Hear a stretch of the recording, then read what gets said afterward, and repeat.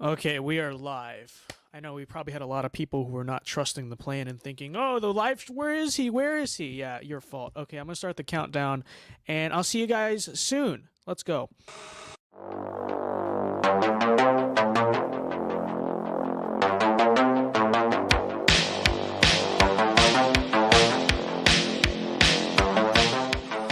So true. I'm telling you, DESANTIS nationalism, literally the future of the Republican Party. You cannot stop it. Yo, look, I'm the baby now.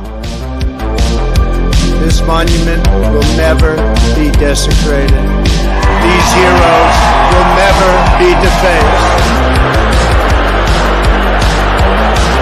From this day forward, a new vision will govern our land. From this day forward, it's going to be only America first. America first.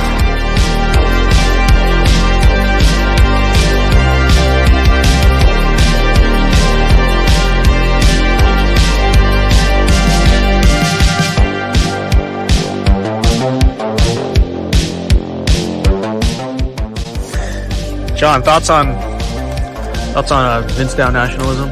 Oh, I mean, I've been campaigning that for the better part of 3 years now. Before I even knew Vince, it actually appeared to me in a dream, and I just sort of been trying to like subtly, when they say John Doyle dog whistles, he does, but not in the way they think. It's always about VINCEDAO nationalism. They say I'm like a white nationalist. No, I'm a VINCEDAO.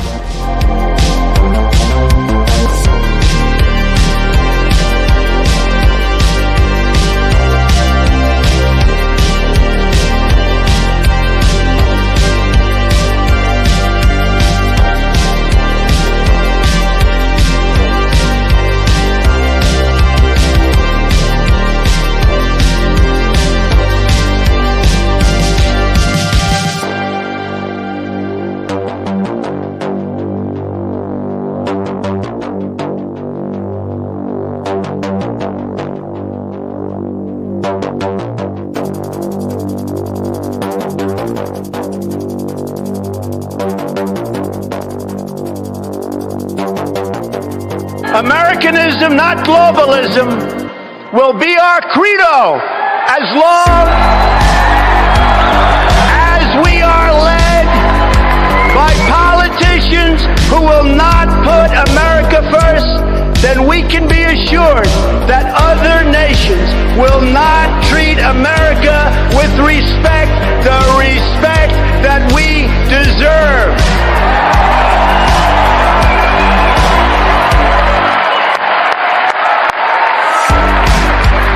The American people will come first once again.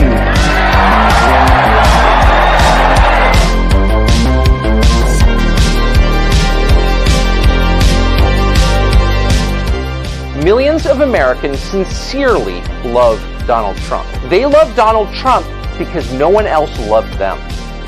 The country they built, the country their ancestors fought for over hundreds of years, has left them to die in their unfashionable little town, mocked and despised by the sneering half-wits with finance degrees but no actual skills who seem to run everything all of a sudden.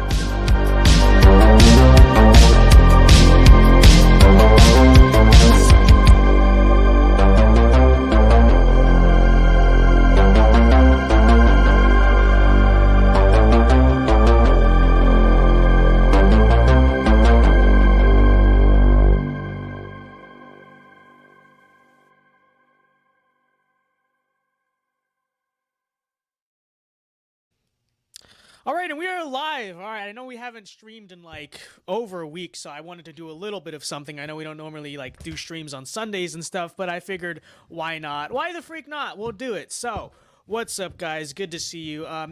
Figured most of you guys are on. Most of you guys probably have the next week of school off, right? Or you have like a few days and it's like, it's kind of joke days of school. So, we'll have fun tonight. We will chill tonight. We will vibe tonight. And so I figured appropriately with that, something like a 2024 future presidential candidates tier list would be fitting. So that's what we'll be doing tonight. But first, what I did want to talk about, obviously, is kind of the elephant in the room. There's actually another elephant in the room, which is, hold on. The fact that, let's see, I know I normally do this branding for the streams, But I'm curious, should I just go without it? I almost feel like it looks more organic without it, but I don't know. I don't know. Let me know what you guys think. Do you guys think we should stick with the thing here or not here? I don't know. But hold on. We got a super chat. What's up, Noah? Good to see you. Good to see you. But anyways, what I did want to talk about, obviously, there is the elephant in the room, which is, on Friday was the Kyle Rittenhouse verdict. And, I will have content a little bit later in the week talking about it. Not really necessarily like reacting to the verdict video, because obviously that would be redundant. Obviously, that would be very overdone at this point. But kind of like talking about the precedent set and where we go from there. But one thing I did want to talk about before we get into the discussion of like future Republican potentially candidates, people to lead the party tonight was this story right here, because I know I see that a lot of people are kind of reacting to this, talking about this, and it is the fact that tomorrow night Tucker will be actually interviewing Kyle Rittenhouse, which we might actually react to on stream. I'm not sure. We'll see. Hopefully it's like out. Hopefully it's like in a format where we can react to it. But I think this is something that a lot of people were kind of going crazy about. I mean, to be honest, people were spazzing out a little bit about, which is the fact that is a clip in this interview that's going everywhere, which is when Kyle stops and says, quote, "I'm not a racist person. I support the BLM movement." Kyle Rittenhouse, who was recently acquitted for murder, told Tucker Carlson. Now, what I will say about this, and I wanted to point out, is that, look, and let me just say, this is obviously a cringe statement. It is. I'm not gonna try to say that it's not. I'm not gonna try to defend the statement in itself. What I am gonna say is, number one, I think we ought to watch the full interview before we go crazy, because I see a lot of people, they are frankly going insane over this. They are traitor, this is screw him, this and that, right? Which in reality, let's be honest, this is probably a clip that, while he did say that and he shouldn't have been saying it to begin with, also to an extent probably was a little bit out of context, you know what I mean? And that's to say this. Look, I think there's two possibilities here. Number one is that Kyle said this out of innocence, and number two, Kyle said this because of optics, quote unquote, or whatever. Okay, so if we are to take number one, which I think is a strong possibility, which is that Kyle said this out of ignorance. And that's to say that, well, he's not far from the only conservative person I've seen say stuff like this. And that's to say, how many times do you hear people in the conservative establishment make comments along the lines of, quote unquote, "I support BLM, but," right? How many times do you see that? If you turn on daytime Fox News, whenever talking, all the time, it's, "I support BLM, I support Black Lives Matter, but I have so-and-so this and this problem with it." Okay, and look, I think it's a high possibility, there's a high chance that Kyle, as someone who probably just consumes, I don't think he's the most political guy. I don't think he's been down every single internet rabbit hole that there is. Basically makes this, he just kind of goes along with what they're saying. And that's to say, well, I think this is something that he would not be the first person to say something like this. Now, that's not to defend the statement. That's not to say that the statement was correct. That's not to defend the people who presumably, if we were to take this line of thinking, put this idea into Kyle's head. But it is to say, so let me just make this clear. Do not mistake my grace, and that's what I'm calling for. I'm calling for us to have grace towards him on this issue. Do not mistake my grace for a defense of what he's saying, an endorsement of what he's saying, because I'm certainly not saying that. All I'm saying is that this guy is 18 years old. I don't think he's a particularly highly political person. I think he's conservative. I think he engages in a lot of the content and stuff, but I don't think he's, the most well thought out political ideologue. And so, it is to say, I think people ought to relax a little bit. Again, that's not to defend what he's saying, but the utter spazzing out, the utter skitzing out over, just, "Hey, traitor, screw this guy," so that's number one. Number two is the possibility that he basically does know what he's saying, but he's saying it for optics purposes. He's just trying to say it to save face or whatever it is. Now, I would say, admittedly, that is worse than number one. It is far worse that he would have said that, as compared to as compared to him just saying it out of ignorance. It would be far worse if he's lying. And again, I don't support that. I think obviously it's immoral to, be dishonest about what's really in your heart, this and that. But it is to say at the same time, let me just say, I noticed that a lot of the people who are the most upset about the idea that he may have done that, again, not justifying it. The reason I'm calling for grace, however, is the fact that, well, let me just say, how many of the the anonymous Twitter accounts who are getting mad at this, number one, would actually say any of the things they say on Twitter, you know, the base red pill things they say on Twitter? You know, how many people would actually get out there and say that to people in real life? Some of us would, some people fully would, but that's just the reality that the vast majority of these people would not, especially these Zoomers. And let me just also say, how many of these people who are absolutely like traitor this and that about this guy, I mean, let's be honest, half of you probably lie. I know for a fact, like half of you are people who literally pretend to be liberal in class so that you get good grades in college, okay, and do stuff like this, or pretend to be liberal to keep your job or whatever it is. And you know, that's all it does to say, I'm not defending what Kyle said, but it is to say you ought to kind of take a look in the mirror for a second. You know, ought to really like judge consistently. Kyle is someone who, you know, is 18 years old. He's been through all of this, and you know, obviously his life is in constant danger every day, and we know that. And you are out here saying, I would never cave to the mob, I would never do that, I would never say that just to save face.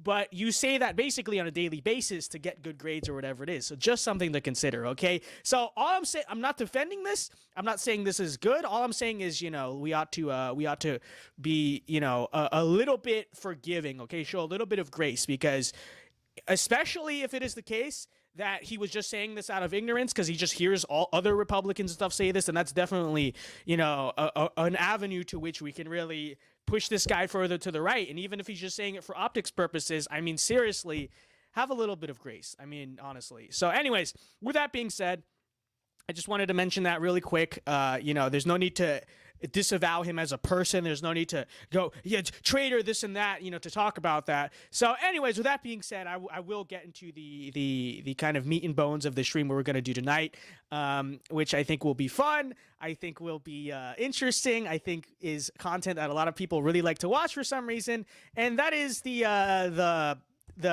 ratings basically of, and you know, I labeled this as really like future presidential contenders type of tier list, but I think also it goes deeper than that, because obviously, like, we know Trump is running in 2024 at this point. It's, you know, barring some really out there event, whatever it is, right? I don't think, you know, I think it's pretty clear he's going to run unless health problems or something like really insane happens. But it is also to say, I think it's a very relevant discussion of, you know, who really is going to lead the party actually going into the future. Because obviously now that Trump is out of office, you know, he still is the focal point of conservative discussions, but you're also seeing the highlight put on a lot of other different people too. Number one, you have people like Ron DeSantis, obviously, and the highlight's been on him, you know, since basically the start of 2021. And also, obviously, you have people like Glenn YOUNGKIN, all that. We're gonna break it all down. We're gonna assess these people, and we're gonna really take a look who should be our guy. And we're going to also, I think, start off by responding to people who, you know, are just very adamant that, you know, Donald Trump is not the guy in 2024, and are adamant that, you know, on people like DeSantis, or even I see some people like YOUNGKIN, you know, Josh Hawley 2024, this and that. So we're gonna be breaking that all down. Okay, we're gonna be breaking that all down. Noah Boyd sends me $2 and says, preaching to the choir, but I don't mind. I know, but you know, I would not be saying that if I did not see people just go absolutely like insane over this. You know what I mean? All I'm calling for is grace, and especially grace that is consistent with, you know, probably the way you live your life or have lived your life before. You know, like, let's be honest, even though it is wrong, all of us have done something like that before, when the stakes were far smaller. And if that does apply to you, which I think applies to most people, is, again, it's not to justify, it's not to defend, but it is to, you know, call for a little bit of grace and a little bit of kind of forgiveness on the issue. Okay, so that's what I will say. Let me check chat real quick before we start this. VinceDao literally put the word Trump into the search bar. Well, listen, listen up here, folks. It's been a long week. I was going to, which is why there's not been a lot of content, okay? Now, I was going to make like a slideshow to go through this, okay, one by one for the candidates, but I didn't end up doing it, okay? I technically did have the time, but I did not commit myself to doing it. So instead, we're going to do this the ghetto way, which is I'm just going to Google pictures of every candidate, put them up on the screen, and react to it that way. If you have a problem with that, too bad, okay? Too bad. It's been a crazy week here, okay?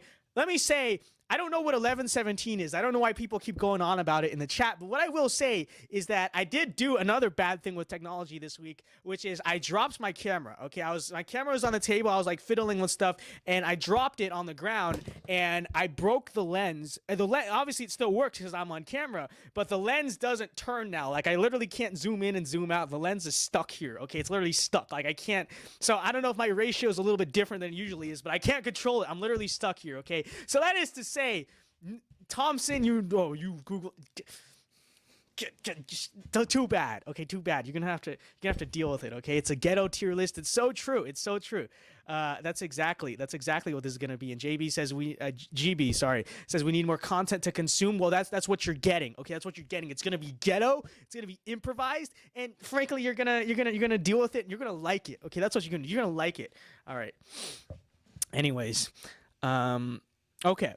So that being said, let's get right into this, and I'm going to get right into stating to you, and I think I've said this before, but for people who, didn't watch that video or whatever, that as of now, and honestly, I don't see this changing really at all, barring, extraneous circumstances, but as of now, I would say that for 2024, my support is strongly behind Trump running again, okay? My guy is Donald Trump.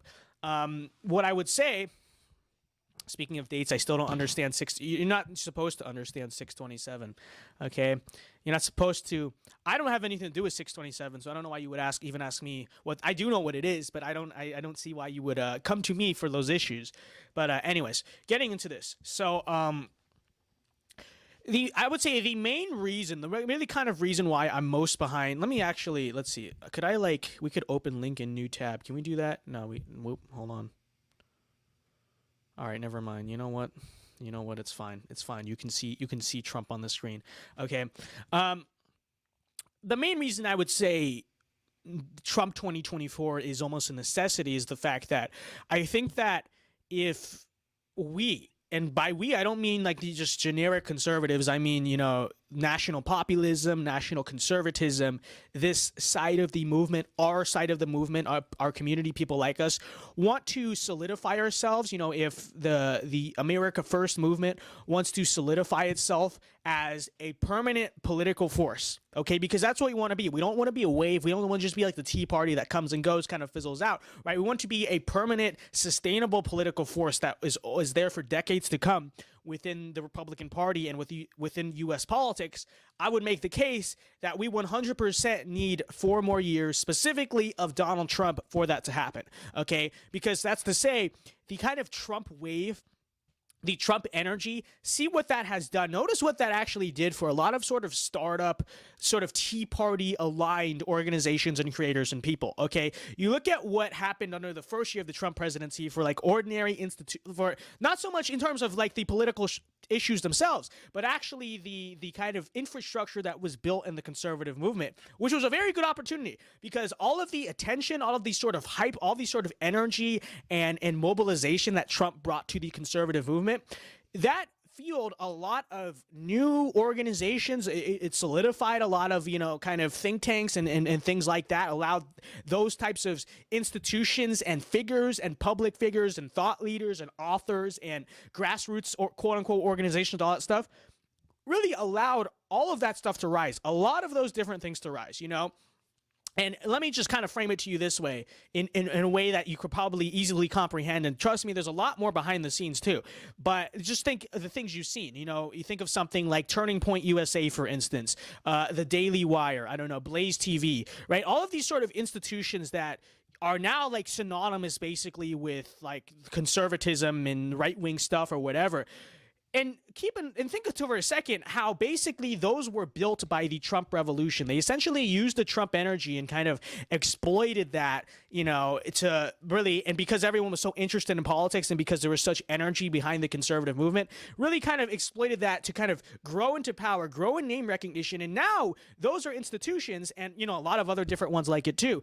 And a lot of, think tanks and more behind the scenes stuff too, those institutions now are extremely, extremely powerful. Those institutions have a lot of money, and they basically went from kind of startup projects to extremely powerful political institutions, specifically because of the basically energy and the wave that Trump and Trump kind of being there brought to the conservative movement, essentially. Now, obviously, we also agree as national conservatives, as paleo conservatives, etc., that our sort of side of things had the opportunity, probably presumably sort of had the opportunity to do the same thing, to actually kind of build institutions and infrastructures that were, actually kind of on board with what Trump actually ran on in 2016, right? But, for a number of factors, whatever you could say it didn't really get done fully. Now, I guess you could say there's probably a few that did get done. There's kind of a little bit, I don't know, you have like the National Conservatism Conference and a lot of the organizations and stuff there, but it never really took off the way, it could have, I think. Now, obviously, now that Trump is still the kind of figurehead of the movement, you're still now, especially post-Trump, from 2020, now you're starting to, I think, see our side of things and our ideas pick up a lot more traction and a lot more steam. But I would really make the argument that we essentially still need Trump and the idea of Trumpism as the leader of this conservative movement in order for us to fully kind of build up that infrastructure. And when you kind of consider the fact that a lot of these now powerful establishment institutions that you see in the movement that basically started off as smaller kind of grassroots projects, right? When you consider the fact that it was only with that unmatched energy that you saw under the Trump revolution that they were able to build those things, I think you need to understand that we need to have that energy present. We need to have that kind of spirit, surrounding the movement in order for us to effectively build those ourselves, right? Because I don't think we're necessarily in the power. We're not in the place ourselves where we can kind of do it behind the scenes, right? Because we know, and I'm sure there are a few rich people out there that actually are on our side and stuff, but we know that for the most part, the conservative donor class isn't really in support of us or ideas. We know that to be the case. And so that's to say, I don't think we're exactly going to be able to just have people in DC or West Palm Beach or whatever run to donors and just get $200 million for a new national conservative think tank. I don't think it's actually going to work like that. You know what I mean? I don't think we're going to just basically be able to, I don't think we have the money or the resources to basically build institutions quietly. That's to say, I think instead we would need to do something akin to what a lot of the conservative organizations that arose under the Trump years did, which is actually kind of build up this grassroots following off of the Trump energy and use that to eventually become powerful and kind of become the new establishment, right? That's the end goal. That's what we need. And quite frankly, under a Ron DeSantis presidency or under a Glenn Youngkin presidency or whatever, we just are not going to have, I would say, the spirit, the energy, or I would argue just straight up the popularity to make that happen. Because even though obviously I think Trump has done a lot of things that we don't like, and Trump probably still in 2024, I think he'll probably be better. I don't think he'll be necessarily as 100% effective as, he could be. I still think that kind of him being there and kind of what he represents is definitely much better for the Overton window, and it's much better symbolically, and it definitely is able to push people a lot more into our direction, more so than someone like, I don't know, Glenn Youngkin or Ron DeSantis, or I don't know, who else are they trying to run? I don't know. Obviously, someone like Nikki Haley is utterly garbage. But, do you see essentially what I'm saying there, right? And so I would say that for me is actually the biggest case for Trump 2024. It's not even something that's expressly political. It's just the fact that thinking long term, for our movement, in our long march and what we want to get done, I think we need the kind of continuation for now of the populist Trump revolution in spirit, at least, even if like it's not even that good in terms of the actual politics that are happening and stuff. We need that spirit to essentially use that energy to build up the institutions that are going to be necessary to sustain ourselves long term. And quite frankly, after, I think by the end of 2028, whatever, when the Trump 2.0 leaves office, hopefully by then we will basically have the infrastructure built to where we can kind of be a permanent political force without, regardless of exactly which Republican is in office, and we can be a permanent political force because we control the think tanks, we control the things in DC enough to where, we don't need like this super fiery candidate to be the only way to get things done. But I think looking at this honestly, in order to build the infrastructure that we need, we're going to need the Trump energy and the Trump revolution. And it's just a fact. You nominate some sleepy candidate, even worse, you nominate some neocon candidate. Frankly, the energy for us is going to fizzle out. What we want and the things we're trying to get done are going to fizzle out. And we're not going to basically have the spirit and the wave that we need to solidify ourselves as a permanent political force. Now, with that said, I don't think that's the only case for Trump 2024. I think that in many ways he's probably at the moment still the best guy we have, okay? And that's not to say he's been the best guy in every issue. Obviously I think Ron has probably done better than him on issues of mandates and whatnot. But I think overall he's still the best guy we have. He's still the greatest threat to the system, even though if he's not probably not the biggest threat to the system we necessarily want him to be. But that's I think where we are with him. What I will say is that all the people who constantly call for the idea of Trumpism without Trump. Quite frankly, I tweeted this out the other day. The issue I have is very often the people are calling for and Trumpism without Trump, in theory, would be a great idea if it were, we're going to get someone better than Trump, you know what I mean? But that's not really what they ever are going for, is it? And I don't think realistically there is someone really out there who's viable to run for president or be the leader of the movement, whatever, who is currently better than Trump. So I think that's kind of a farce. I think that's kind of a psyop in its own right. But you all very often notice that most of the people who call for Trumpism without Trump, very often you don't get Trump, obviously, but you also don't get the Trumpism. You know what I mean? Most of the people who these people push for Trumpism without Trump, in many ways, is not just because they don't want mean tweets or whatever. It's also largely because they just don't want the ideas of Trump at all whatsoever. So that's just something to consider. And I noticed that a lot of the characters who call for Trumpism without Trump, you never literally actually get the Trumpism either, and so that's something important to consider. And I think really realistically, you look around at most conservative candidates who would ever be viable or realistic to run for president. In many ways, they're actually pretty much all of them are less loyal to Trumpism and Trump's ideas than Trump is. And maybe the small percentage of people who are not, I don't know, maybe you could say something like Paul Gosar or something. Like Paul Gosar is not a viable candidate for president, unfortunately. You know what I mean? So it's just like, that's kind of where we're at. So I don't see the case. But Jose Rodriguez, did you get? Let me ask real quick. Jose, did you get my my email? I emailed you the video. Hopefully you got it, because I recall distinctly I kept forgetting to send it. Okay, I recorded it like seconds after you sent it to me because I was already on my phone, and I never sent it to you, which was not a good moment. And yeah, like Pat Buchanan, you know what I mean? Like, that would be nice, right? So obviously, that's not to say that like Trump is the very best figure out there. Obviously, there are I think people who would be better in the role. It's a matter of, is anyone realistic, and anyone who's being promoted basically by the GOP, and is anyone who basically whoever has a shot in 2024 to be the guy, are they better than Trump? And quite frankly, I think the issue is largely, that's not the case. And I would also say that I think that it's going to be curious to see.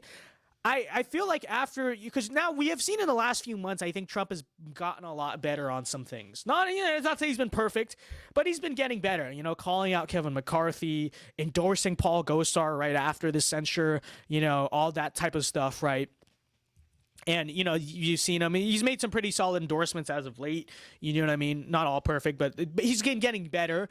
And he has people like Steve Cortez around him, who are definitely much better than a lot of the other advisors he's had. So that's to say, I think there is indication. I don't think listen, I'm a realist.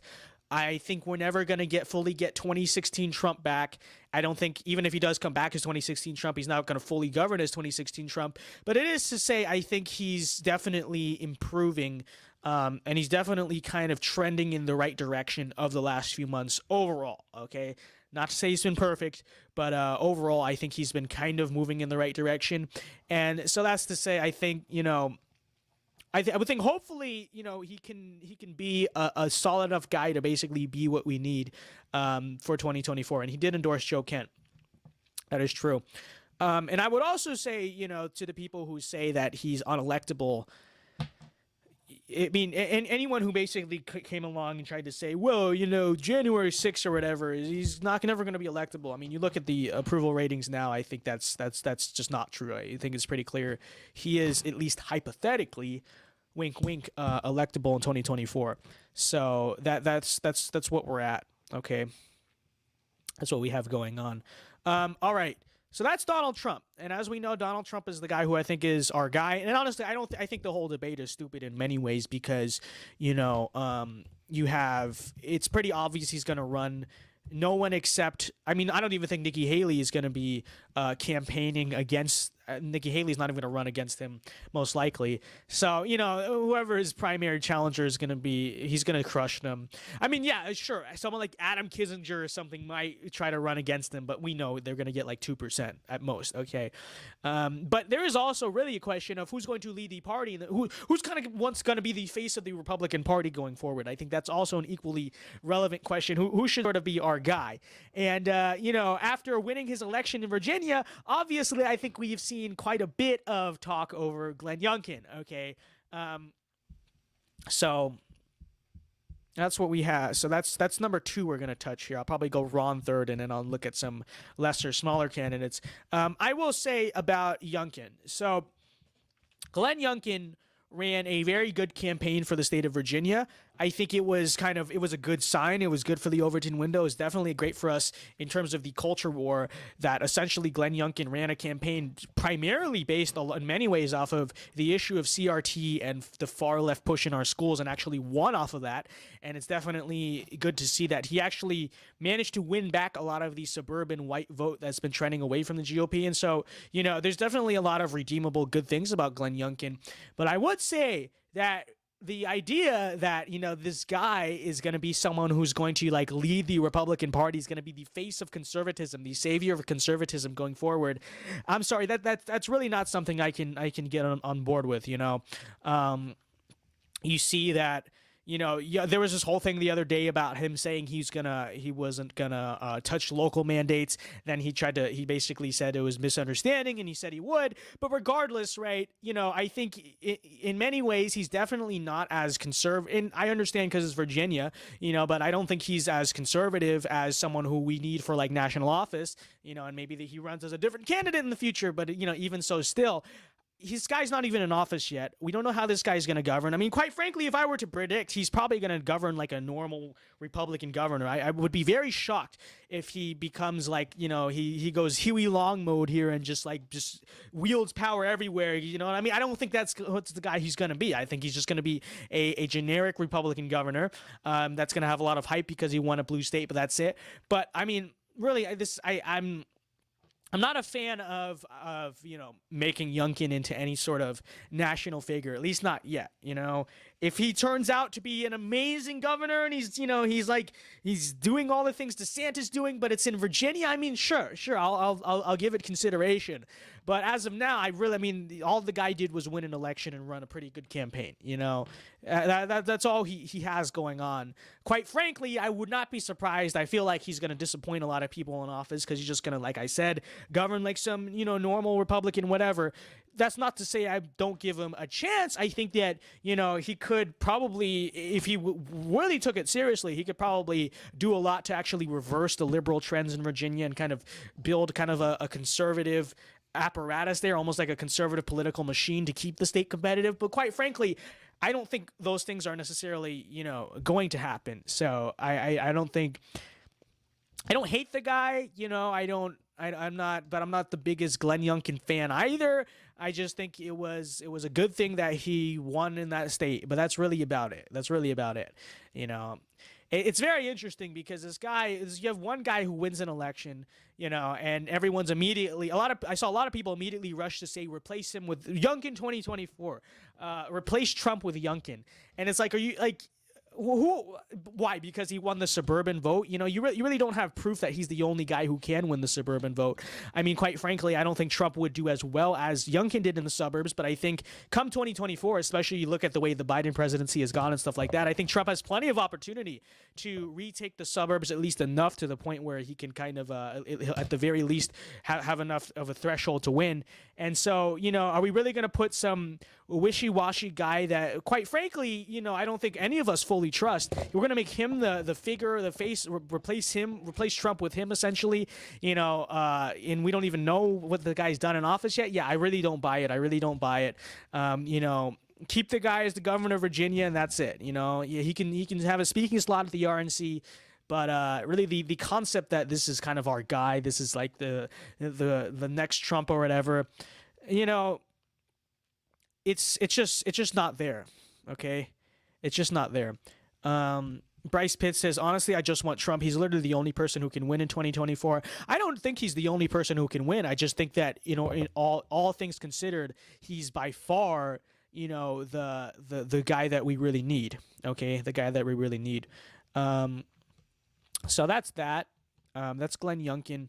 Carter says Tucker 2024. This is one of the few people I would actually like strongly consider as an alternative to Trump. The issue is we all know very well Tucker Carlson is not running. Okay, he's not going to run for president. So it's just, I mean, it's just quite frankly, it's not going to happen. So, you know, it would be nice. It would be nice, but it's not going to happen. Tucker's not going to run for president. I think, you know, he's a commentator through and through. I just don't see it happening. I do think he would win.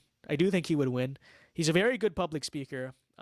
If you've ever seen him actually give speeches, he gives great speeches, you know.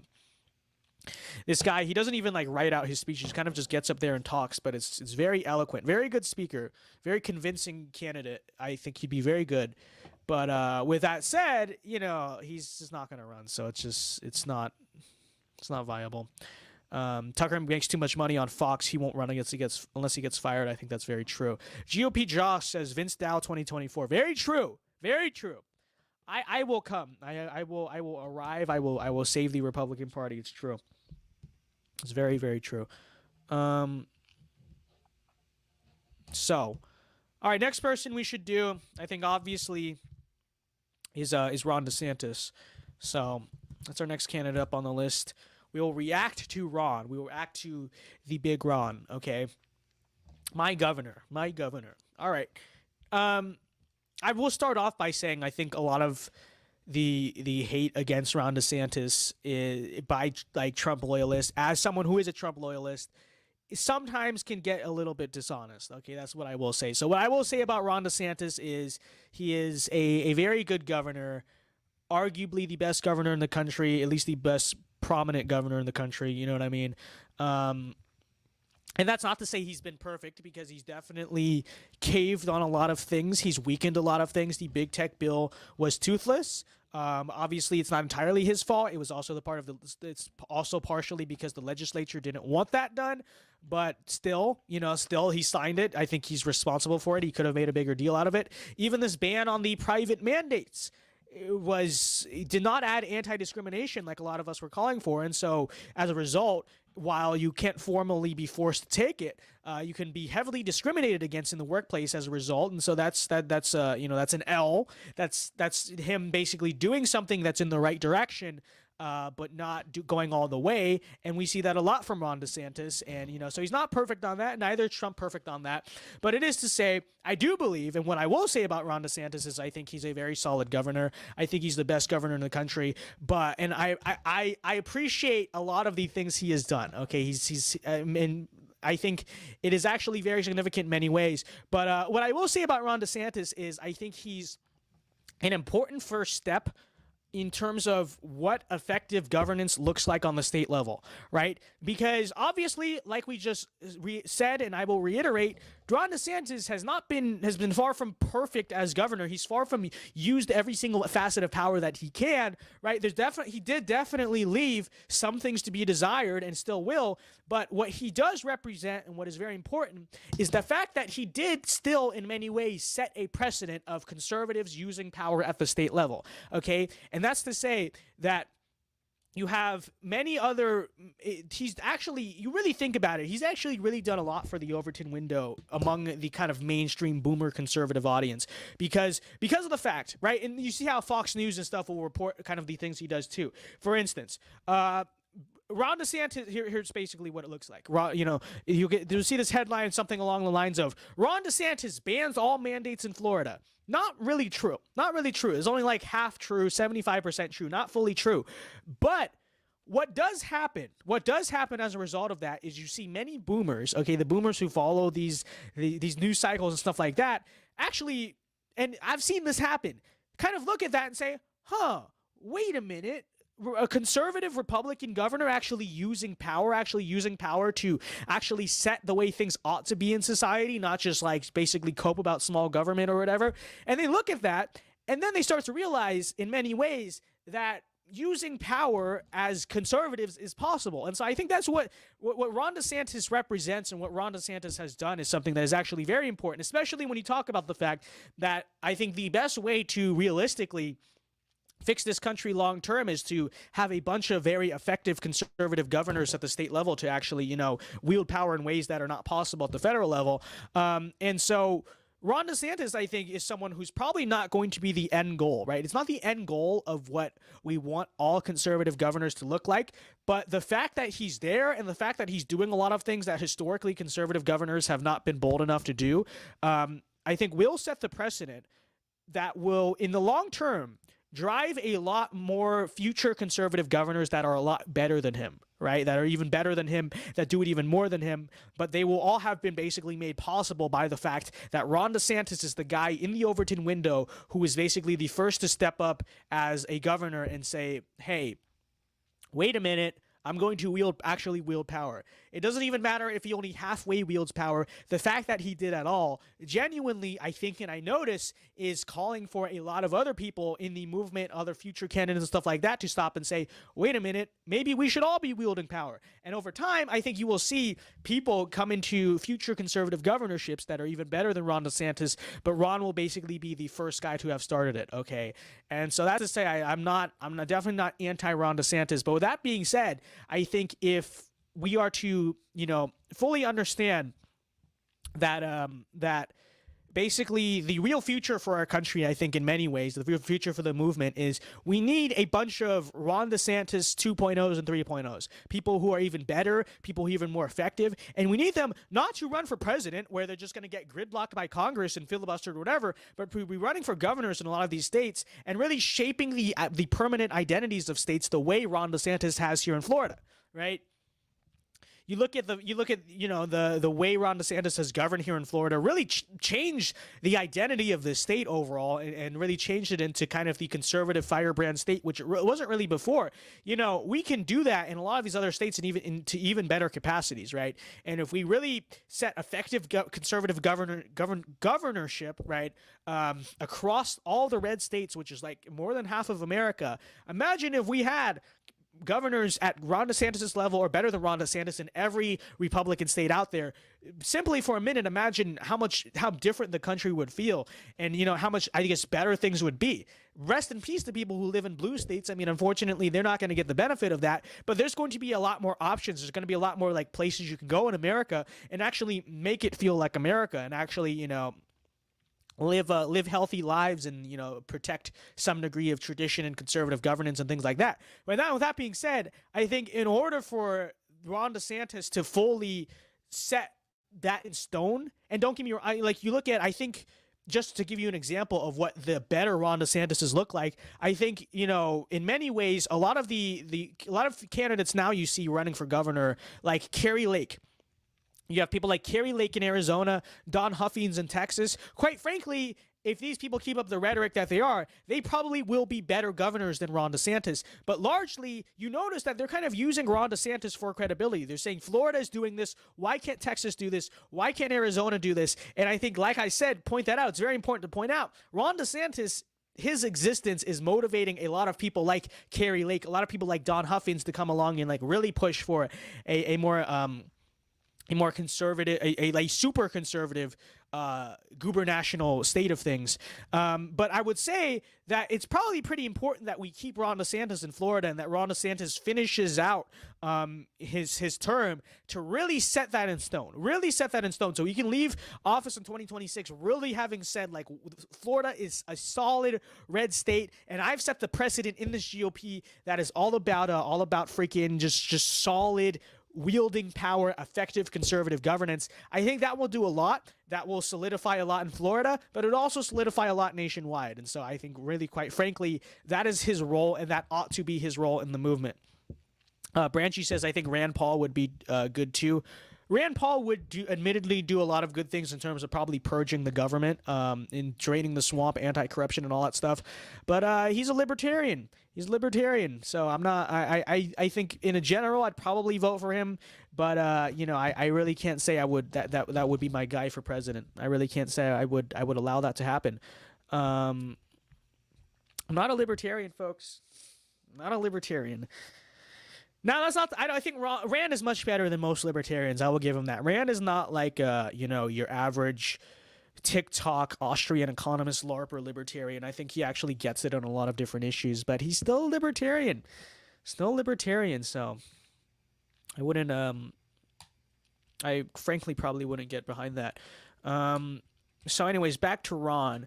And with that being said, like I said, I don't think Ron really will not be as good of a president as people seem to think he is. Now, that's just after Trump. Like I said, if Ron really keeps it up, Ron gets better, I would entertain the idea of Ron as a future presidential contender. Like, sure, I would be fine with it. But I mean, quite frankly, I think the idea that because he's effective, quote unquote, with legislation in Florida, and the effectiveness thing is kind of a farce and somewhat.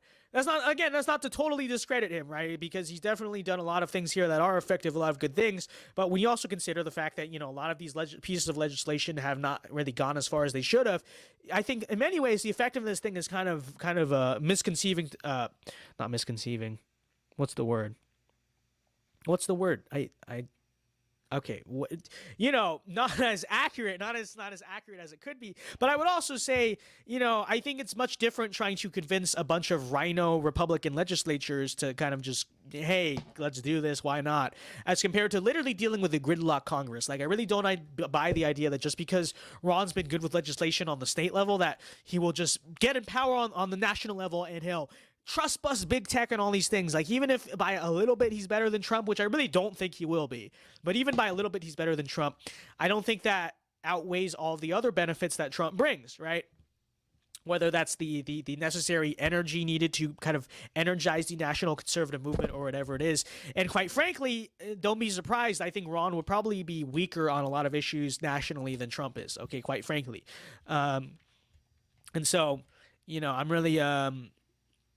I really don't think I think in many ways the idea of him as president is overrated, is what I will say about that. And I think I wouldn't be surprised, honestly, if Ron just got in power as president and basically did first term Trump and basically cut taxes and whatnot and did like one thing on the border and called it a day. You know what I mean? But mainly went after taxes and Obamacare and things like that.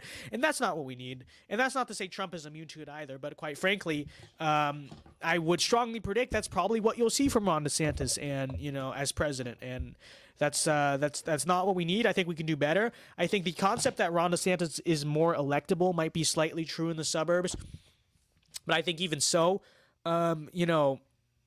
we definitely basically see it being proved now that Donald Trump definitely is electable. He definitely can win in 2024.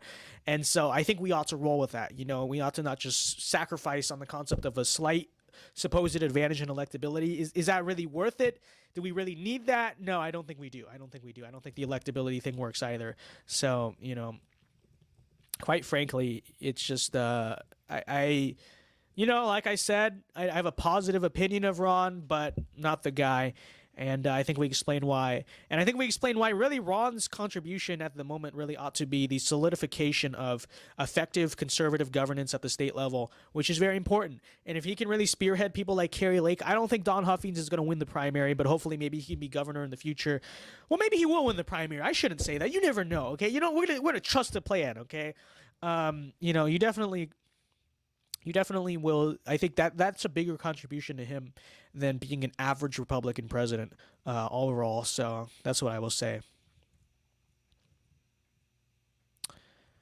That's what I will say. Pray for Waukesha. So true. I barely heard about what happened there, but I heard it was some type of someone drove a bus into a Christmas parade or something like that. This world is wicked. Brad Wood says Huffins will push Abbott further to the right. Yeah, that's true. That's true, and that's definitely a good thing. But then again, what I will say is that to the right maybe in the primary season, but then what happens when that's over? I have a feeling that Abbott will... You see Abbott trying to kind of being pretty actually solid in the last few months just to, like, you know, not get primaried, but, you know... I will say, if he is the nominee, when he gets reelected, you know, I think he's just gonna go back to immediately to being neocon Abbott, pre-2020 neocon Abbott, you know, and it's like, and he's gonna be the just inviting big tech to his state and whatnot, you know, pro big tech neocon Abbott. That's probably what you're gonna get after 2022. And really, I don't, for that reason alone, I don't think you can trust the guy, you know. Oh, Abbott has suddenly become based. No.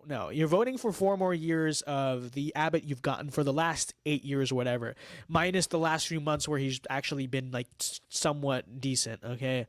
So, you know, that's what I would say. I think those are probably the 3 main, you know, 2024 candidates that we kind of go over. I will go over a few ones pretty briefly. I know we have a group of Hawley bros. Okay, they're very obsessed. Josh Hawley 2024.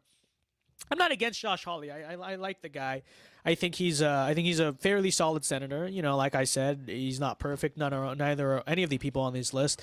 But I don't even understand, quite frankly, where this comes from, because he's like the most populist whatever senator that we currently have.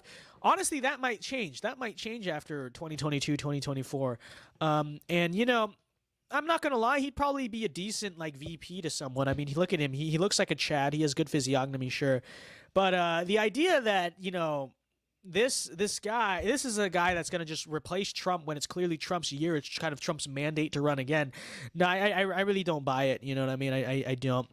And a lot of the Hawley Bros attacks on Trump or whatever running for office can be equally applied to Hawley.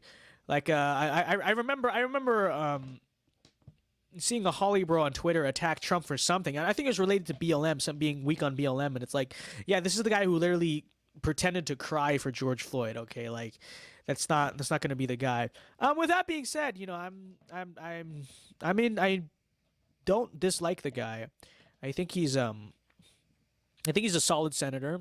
I think you may see senators in the future that are better than him, but it's just not there. It just doesn't have enough there really to in any way convince me that, you know, on the year that's the Trump mandate, you know, we're gonna just run this guy instead that most people probably don't even know who he is. I mean, really.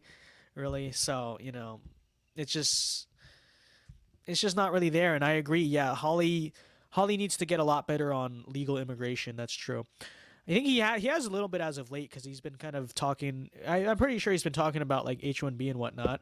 But it's absolutely true. You know, it's absolutely true. So Trump endorsing Abbott was the worst mistake he's ever made. So true. But the lucky thing is I think people don't listen to Trump endorsements as much as they used to. But with that even being said, yeah, I think Abbott's probably going to win the primary, unfortunately. But vote for Huffines. And whatever you do, don't vote for freaking Greg Abbott, okay? Huffines would be an extremely solid governor. And I would say that I hope if Abbott does get reelected, Huffines will run in 2026, because Huffines is our guy, okay? He's our guy. He would be a great governor. and he's really running strongly on immigration and actually using state power to stop it, even if the federal government won't like it. And he's a great guy. He's a Chad. Check out his campaign. We love Don Huffines. Okay, so maybe maybe Don Huffines can run for president in like 2032. He'll be governor of Texas for a few years, and then he'll run for president. Future president Don Huffines. Few are taking this into account, but it's gonna happen. All right, it's gonna happen.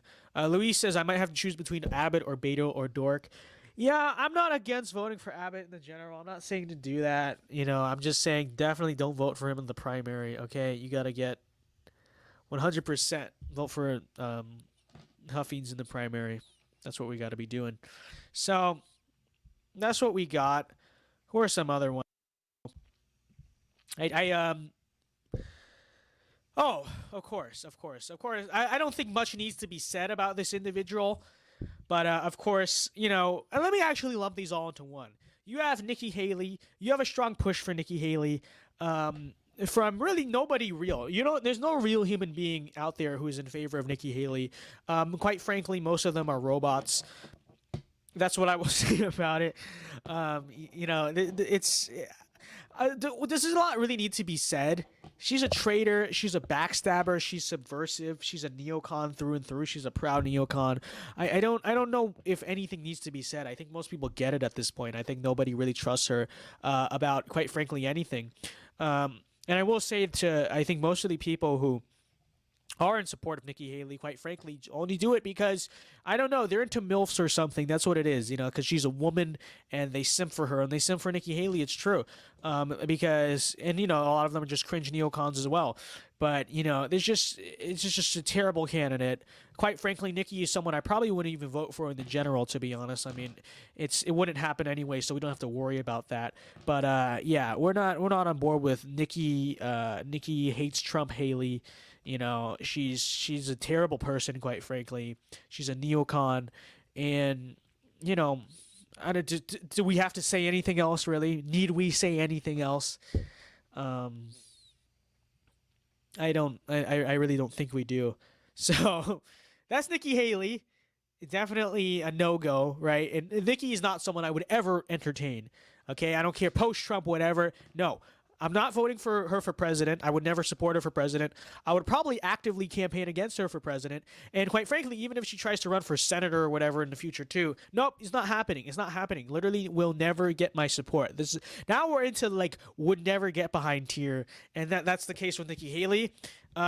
Also, quite frankly, is the case with Mike Pence. Okay. Definitely someone you see, and then particularly, I'm not going to say which conservative organizations because they know who they are, but you've seen we'll say certain conservative organizations. Actually, there's two of them. One of them has been promoting Nikki Haley a lot in their content recently.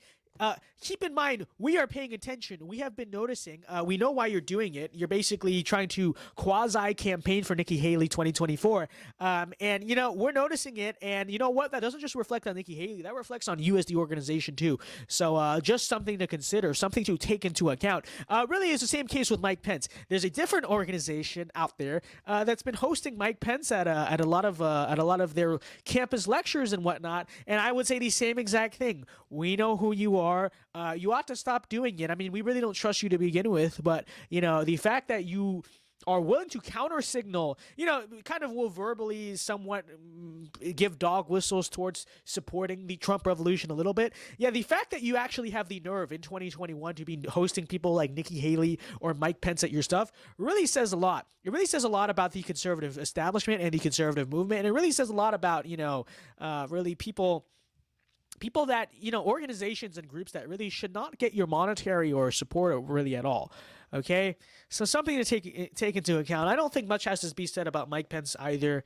And to be frank, Mike Pence to begin with was really a guy who was kind of picked as a practical pick for president. This is never someone who was strongly in line with Trump on issues or whatever it is.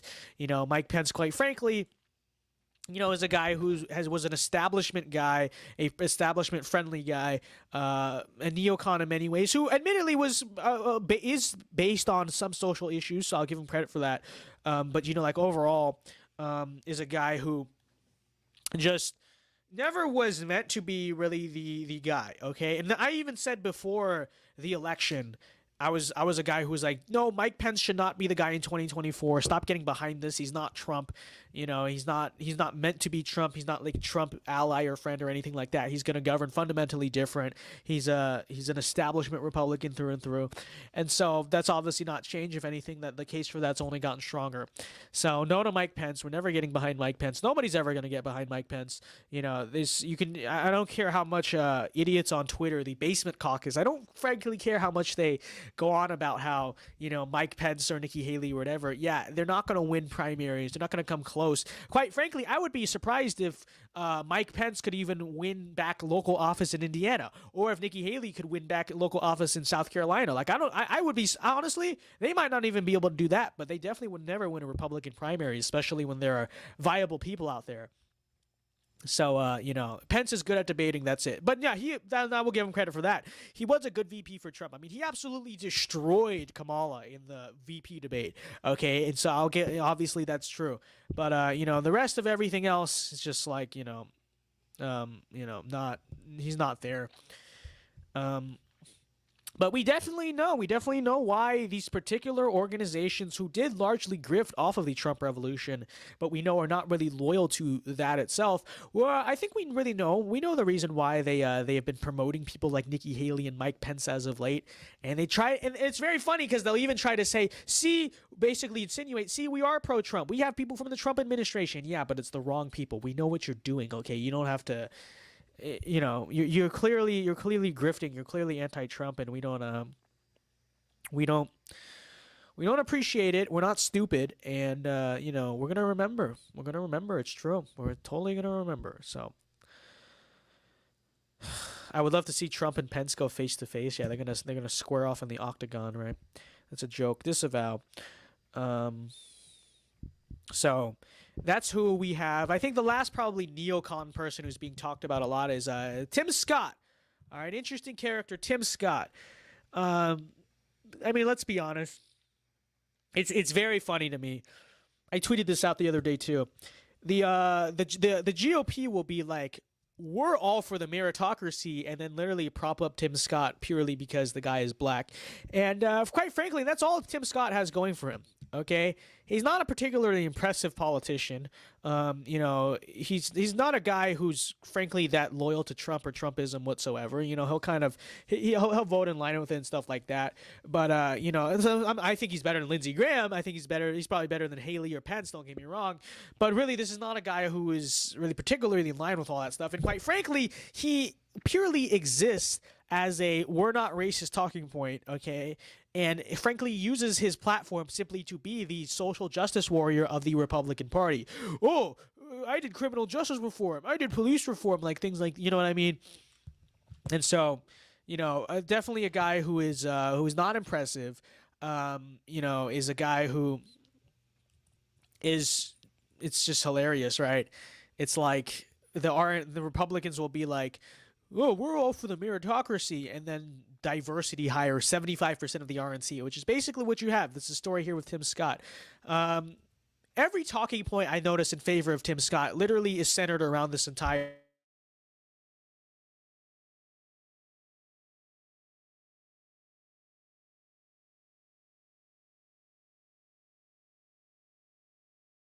really is being used to push a lot of social, you know, in the name of Trump and Trumpism, and that's what we have from this guy. So, you know, we're definitely not a fan of the idea of Scott 2024. It's not good. And 11:21 has struck. I'm fully aware. I think the Wi-Fi just cut out for a little bit. I think we should be back though. Is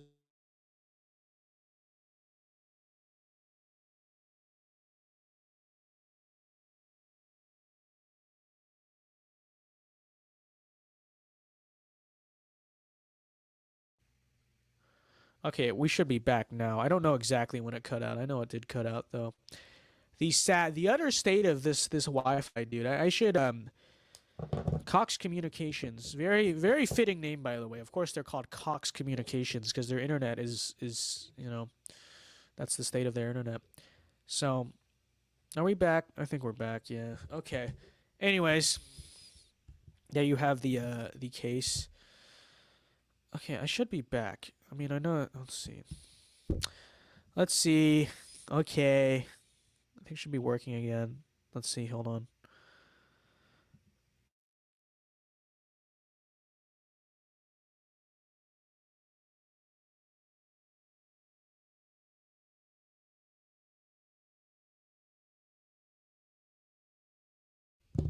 There we go. Now we should be good. We should be vibing. Hopefully we're vibing. Mitt Romney keeps saying Tucker Carlson, dude. He's not gonna run. That's the thing. Okay, that's the thing. Obviously, we would get behind Tucker. Okay, but you know, he I'm not convinced he's remotely close to running for president at all whatsoever. All right, and so you know, if you can convince me that he's actually ever gonna really run for office, then I would consider it. But you know, honestly, quite frankly, I don't think Tucker. I think he would be a good president, but I think that his most effective role in the movement is where he is right now, right? Like his most effective role is shifting the Overton window. That's what he does, right? That's kind of his role as a commentator. He's a newsman through and through, and it's like, you know, he's a very good speaker, so he could definitely be a good candidate for office. But I don't think his key role as like as a in this movement is to be a politician. You know, Tucker has said it himself before. Tucker doesn't really have a lot of ideas of how things ought to be necessarily, in the sense that, you know, he's admitted before too, like he doesn't have all these specific policy ideas, but he does diagnose really what's gone on, and he really gets it in terms of like the reason America has declined and the problems in our country. But I don't. He himself even says he's not really a particular guy who's big on these solutions to those problems, and that's fine. I think, largely speaking, his most important role is the Overton window, more so than it is like you know, running for office or whatever it is. So, is that all of our candidates? I don't know. Does anyone, I'm sure there's like two people out there that are like JD Vance for president. Yeah, I don't.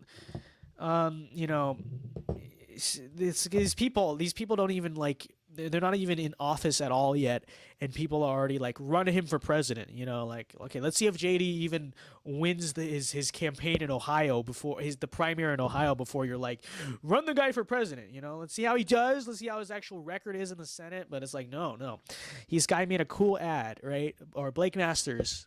I love Blake Masters, by the way, but Blake Masters made a cool ad. Therefore, we must run him for president. Chill out, okay? Chill out. This is the low impulse control tendencies of the basement caucus on Twitter.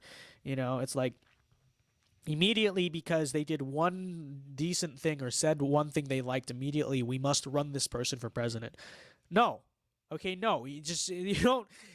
Can you guys chill out? Can you guys like calm down? Not like just go absolutely insane at the smallest things. I don't know, but that's what you see. You see a lot of low impulse control problems from the basement caucus on Twitter, right? So they're the type of people to, one minor thing happens, they immediately overreact to it on Twitter, whether that's for good or for bad. You know, you'll see one poll will be released and they'll immediately start dooming. You know what I mean? And it's the same way. One Blake Masters ad. Run Blake Masters for president in 2024. Like, relax, okay, relax. You know what I mean? But you know, that's what. It's just all the time, okay? Probably Nerdy says JD Vance, more like JD Vince, John DeWitt VinceDao 2024. So true, so true. I will be a great vice president, okay? Because the vice president does nothing, and I will be amazing at that. You know, I can get up there, I can make good speeches, and then I can not really have a lot of work to do other than make good speeches. Being the VP looks so easy. That's the highest political office I would want to take. I would actually unironically enjoy being a vice president. You know, you can kind of run around just doing speeches all the time.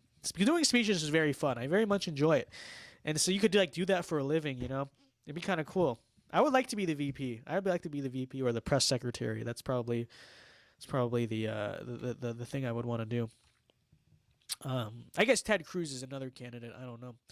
And again, this is like, Ted Cruz is a decent senator. He's not particularly amazing or anything like that. You know, it's just like, that's the guy. Why? You know. No. The only reason people support Ted Cruz is because they're obsessed with his 10% tax rate or whatever, which we've gone over. You know, the Tea Party, it's honestly the influence of the Tea Party needs to just be eradicated from the Republican Party. Not in a an optical violent way. I'm just saying that we ought to stop giving such big platforms to this Michael Knowles. Michael Knowles is not going to run. If Tucker Carlson's not going to run for president, why would Michael Knowles run for president? Now people are just throwing out names. So John already says that he does not want checks and balances. Plus, why do what others tell you? So true, so true. We're just gonna establish John as the conservative, the new American Caesar, right? He won't cross the Rubicon. He'll cross the Potomac, and he'll be crowned Caesar of America. That's a joke. Okay, that's a joke. It's a joke. Please let the federal government know that I am kidding. I'm kidding. We are memeing. Okay. So, all right. Don Jr. No, I think honestly most of the boomers are not on that anymore. Because the only reason boomers wanted Don Jr. to run was because it's like, what are we going to do after Trump? So now that Trump has another term, I don't think anyone really is taking that seriously. Joe Kent, same thing as Vance, same thing as Masters. Let the guy be in office for a little bit before you freak out about him running for president. Now, Joe Kent is a Chad. He is a Chad. I think Joe Kent would be a very guy. I see Joe Kent more as a vice president than a president, though. I don't know. He almost seems too soft-spoken to be president. He seems like he'd be a good vice president to someone who's very fiery. Because Joe Kent's very relaxed and stuff, But we do like Joe Kent, but literally let the guy serve in office for a little bit more before we, spaz out about all this stuff. So,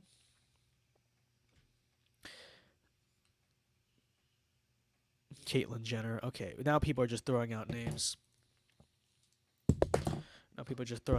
All right, you know what? We're done with the candidates now, okay? We're just going to go to Q&A. I'm not going to keep on entertaining random people at this point. So, with that said, we will go to the arguably more fun part of the stream. And this is very interesting because it says I have no Wi-Fi, but I'm still streaming somehow. So this is very interesting. 11:21. It's getting very interesting now. It's getting fascinating with the way this is now happening. So, let's see. Skittery Disc says, who would you pick for Trump running mate in 2024? I don't know, but not DeSantis. Okay, not DeSantis is not a governor we like. Okay, I'm actually kind of against that idea. I don't know. I think I think Hawley would be good. I'm fine with Hawley being the VP. I've heard Mike Garcia thrown a lot. I don't mind that either. Joe Kent is kind of out there, a wild card, but like I said, I think he's a good VP character, but I don't know. I mean, we'll have to, let's just see. I think that's something more relevant to ask then, because VPs are really picked off of who's kind of the hot name at the moment, you know what I mean? And so I don't know what that's going to look like in a few years. Would Paul Gosar be a VP? No, we need to keep Paul Gosar in Congress, okay? I don't think Paul Gosar wants a higher office than Congress, but, I want Paul Gosar to be leading in Congress, to be totally honest. So, V's Snake says, what are the steps to take back America? Please I'm not going to respond to it. You know why? Because we're going to have a video out about it soon, okay? Or maybe not talking about it specifically, but it's kind of going to be in reaction to the Kyle thing. Why, what conservatives should be optimistic about, not optimistic about, and it's kind of going to give a little bit of takes on how to actually, I think, reclaim the country. So save that thought, because I will have videos out about that soon. Okay, soon, imminent.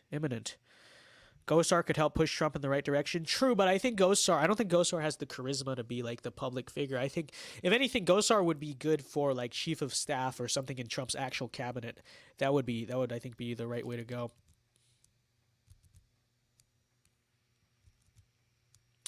Probably Nerdy says, why do we choose our top executive from the legislators? If you mean by that what you think I mean by that, yeah, it's kind of weird, right? In theory, you would think that governors would be better presidents than senators, but I guess it's just the way the media attention works, right? People pay attention to the freaking They pay more attention to national politics, so I guess that's the reason why. Easy Legendary says, the way you take back America, literally just start a family and raise conservative kids. True, but that's not all it's going to take. That's not all it's going to. Now, theoretically, if everyone did that, we'd be fine, but how do we get everyone to do that? Yeah, it's going to take a lot of, like, institutional work. So that's partially true. It's partially accurate. Thompson Spence says, more governors and senators have become presidents. Is that true? Well, that makes sense. That makes sense, but I was just responding to his question, the premise of his question, okay? Jamaican Pickle says, it is apparent to me that DeSantis was aware of 714 being planned by Vince at least 3 weeks before the tragedy. More specifically, he was made aware of Vince's plan on 627 and did 627 has nothing to do with me. These people, they're just trying to like put all the webs together and make it all make sense. They're like, you know, they're just like trying to go full conspiracy theory. You're not making sense. Do you understand what you're saying is actually not articulate. It's just not true. It's just not true. It is not my thing. I had nothing to do with 627. I did not do 627. It's a totally unrelated event to 714 or to 711. They have no connection. They have no correlation to one another. But you know, the whole psyop culture, is that what it is? It's like we have to assume that everything is a psyop. Everything's all trust the plan, whatnot, because we think it's funny. So then everything must be connected in some way. No, it's not true. It's not true. It's just false. It's just, I don't know what else to say. What you're saying doesn't make sense. What you're saying is not making sense. And everyone is like, what is 627?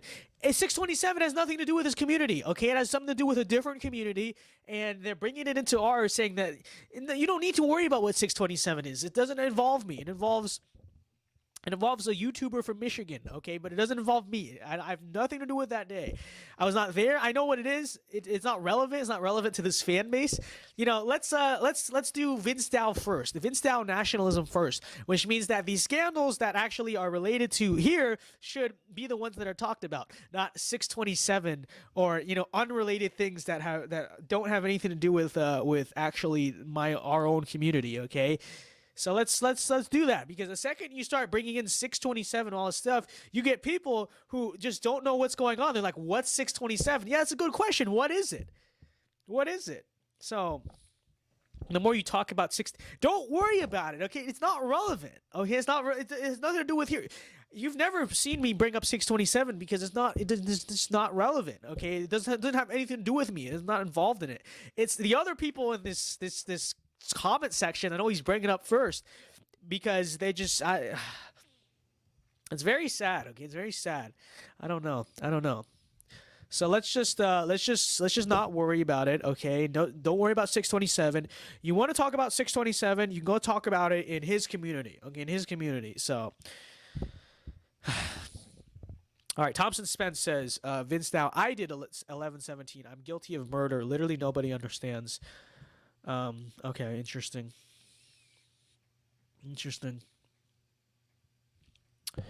Zoomer99 says, this is actually a good question, should the American right embrace the rise of China and decline of the current neoliberal international order led by the United States?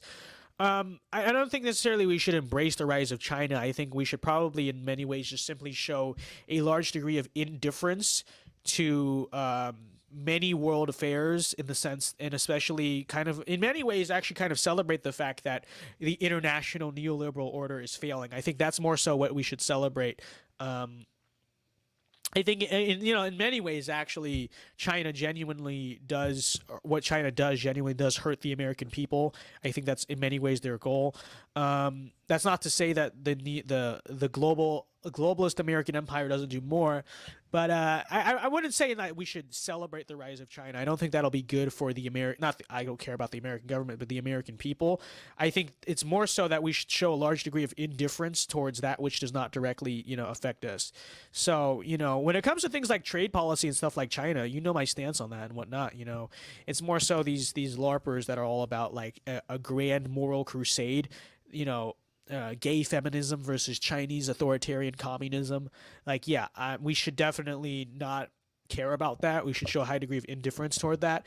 But on a world stage, I think there's definitely plenty of places where, we actually should be anti-China, but in the sense that we're anti-China because we're trying to help the American family and the American worker. And obviously, we know what China economically has done to this country, and we know also in many ways that the globalists are also in bed with that. You know what I mean? The reason. The kind of anti-China LARPing you're seeing isn't because of that, right? It's because of, I don't know, they banned video games and porn. They're evil, right? So that's my take on that. And as a Russian spy, I will say that Russia is better. That's what I will say. That's what I will say. Let's see. Actually, before we keep reading chats, I have a question for you guys. How many of you guys, are any of you guys, I should say, being barred from Thanksgiving, or like, family members not coming to Thanksgiving, argument over Thanksgiving, whatever, over your vaccination status? Very interesting question. I'm very curious about this because I've heard a lot of people who like have these problems. Either it's they're not allowed to come to Thanksgiving, or you have family members who won't come to Thanksgiving because there's unvaccinated people there. I'm hearing a lot of this. I'm very curious if you guys have had these issues, are dealing with this stuff. I don't know why I'm curious, but I want to know. I'm kind of curious what the current state of the modern American family is. I will say personally, I am not even going home for Thanksgiving, okay? I'm literally my mom is coming here to visit me because I convinced her, okay? I convinced her because I was like, I do not want to go back to LA. That place drains my energy. It literally makes me miserable. Now, I will go back for Christmas, okay? And we'll probably make a few videos in the old content kitchen just for the memories, okay? But it's just like, I don't want to see that place. So she's coming to visit me. My dad's side of the family, he's literally his extended family, not direct family, but extended family, who doesn't want to freaking let him in because he's vaccinated. And so doesn't want to let him in because he's not vaccinated, I meant to say. And there's a lot of controversy on that side of the family about it. I don't know. I don't think I should be saying that, but it's extended family. It's not direct family, so I don't know. Whatever. Just don't tell anyone I said that. Okay, keep it to yourself. Keep my family drama to yourself. But that's kind of what's going on there. So, Brad Wood says Vince wants to come to your Thanksgiving. You don't need the jab to enter LA, but you need the jab to go most places in LA. See, I was talking to some people, and they're like, don't you want to go home and visit all your friends from high school? Okay, first of all, I didn't have a lot of friends in high school. Secondly, even so, it's like, where are we going to go? Where are we going to go? I can't go inside restaurants. I can't go to theme parks.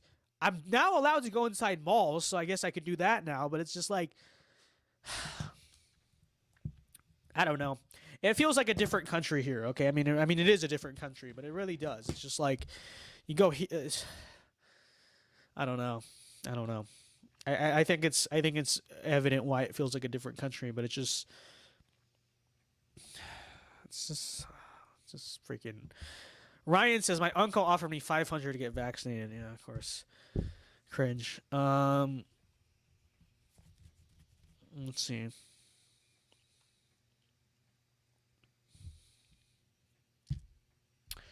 Luis says my family's Mexican, which means they're having cookouts during COVID without a care, and barely anyone got sick. Yeah, the Mexicans. We love the Hispanics. Them and their at the height of COVID, they were having all of the cookouts and the block parties and whatnot till 2 a.m. in the morning.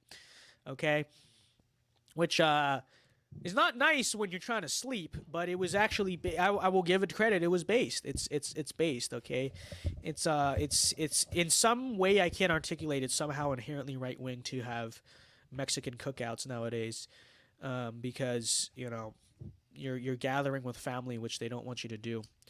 Okay, and they are all speaking a different language, which is an issue for American hegemony. But I don't know. It works. Okay, we'll take it. We'll accept the compromise. All right. I will listen to El Sondito. Is that what it's called? What's that song that's like un, dos, tres, cuatro, isn't that what it's called? El Sonidito or something? I will listen to that muffled from the house next to me if it means that, people are having fun and living their lives. Okay. Okay, so it's decent. It's Despacito, true. True. I think Despacito is an inherently left-wing song, but there are other Spanish songs that we can vibe to, okay?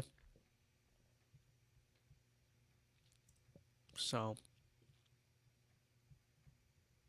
kick out California from the union. Malaysia actually did this to Singapore. Yeah, but who's going to kick them out?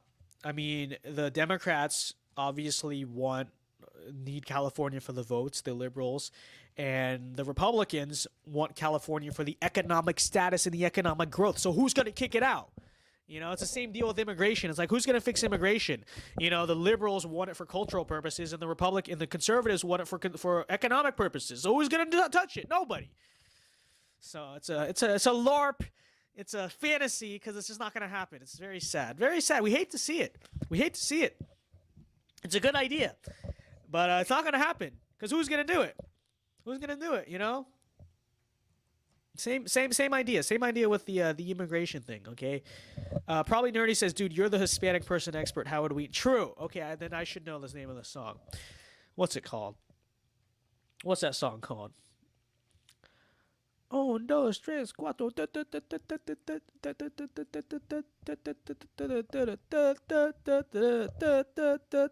Hey, hey. El Sonidito. Okay, that's what it's called. Yeah. I remember. Now that brings back childhood memories of me playing GTA and like carjack. You whenever you get picked up in the taxi, the guy's like, "Hey, where you going, Holmes?" And that song is always playing. It was always El Sonidito. Every single time you're in a taxi, this is the song that's playing. And it's like, "Oh, please take me to Paleto Bay," okay? And it's like, "Hey, I got you, Holmes." So that's I remember the memories growing up. Those were the days. It's old school GTA 5. Those were the days.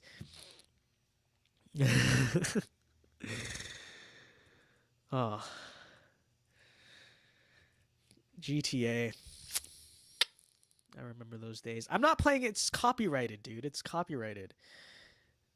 I'm not going to do that. I actually want to keep this stream up, so. Jose Rodriguez says, Vince, you might want to reevaluate your board certified Hispanic expert title. Not true. Me forgetting the name of one song does not invalidate many other such things that have fully solidified it. Okay, so I don't. That's just not true. I don't think it needs to be reevaluated. I think it's still fully intact. Rami says, bro, he played GTA and had a few friends in high school. Vince Dow Joker confirmed. Okay, well, I wouldn't be Joker anymore because I don't play video games and actually have friends now that I'm in college, so I don't know. It's I feel like it's actually better though. It's better for me. I actually have a social life and stuff and actually have friends and stuff. It's I notice I'm far less blackpilled all the time because it's like when you just sit inside and follow internet politics all day, inevitably you're going to become unhealthy levels of doomer, and that's not been the case anymore. Not ever since we've moved. We have a new Vince. We have a new vibrant energy in Vince that actually I think in many ways makes people more effective, right? Because they're not like doomers all the time. Shane says, I want to see a Republican who comes in supporting actual infrastructure solutions like Robert Ala Moses and opposing. I don't even like really know what you're fully saying there, but I would say that yes, we should have like a conservative infrastructure approach. And I don't think his infrastructure bill it's not supposed to pass. Well, actually, I don't know what I'm talking about, but I think that eventually, I think kind of a conservative answer to infrastructure would probably be a good thing. Okay. 1121 is Vince proving to us he's not the. It's just not true. I still am the Hispanic person expert. Okay. I knew the song. I'm sorry for not knowing the specific pronunciation. Okay, I said El Sonito. It's El Sonidito. Okay, you guys didn't even know the name of the song. So I don't want to hear it from you. I was like 2 letters off. Okay, I was 2 letters off. All right. MFR is like, no, I was 2 letters off. 2. So, I'm part Spanish, and my Spanish descent is grandma staying with us. Don't say Spanish is cringe. I don't think Spanish is cringe. I think speaking Spanish in America is cringe, but Spanish is a cool language though. And that's not I'm of the opinion it's America, you got to speak American. True. But it is a cool language because Spanish is a very close language. It's very close to Latin, right? And if we were to assume that Latin is a base language, that means that Spanish in many ways is a base language in itself, which I do think it is. But I'm not a fan of it being spoken in a country that's supposed to speak English, obviously. So, Jose says we still need Vince to make a Taco Bowl tweet. Okay, it's next Cinco de Mayo. Next Cinco de Mayo, I will do that. I will do the Taco Bowl tweet. Okay, it's coming. It's coming. And it's true. Spanish has gendered language. That's honestly one of the coolest things about it. You have male and female words. So.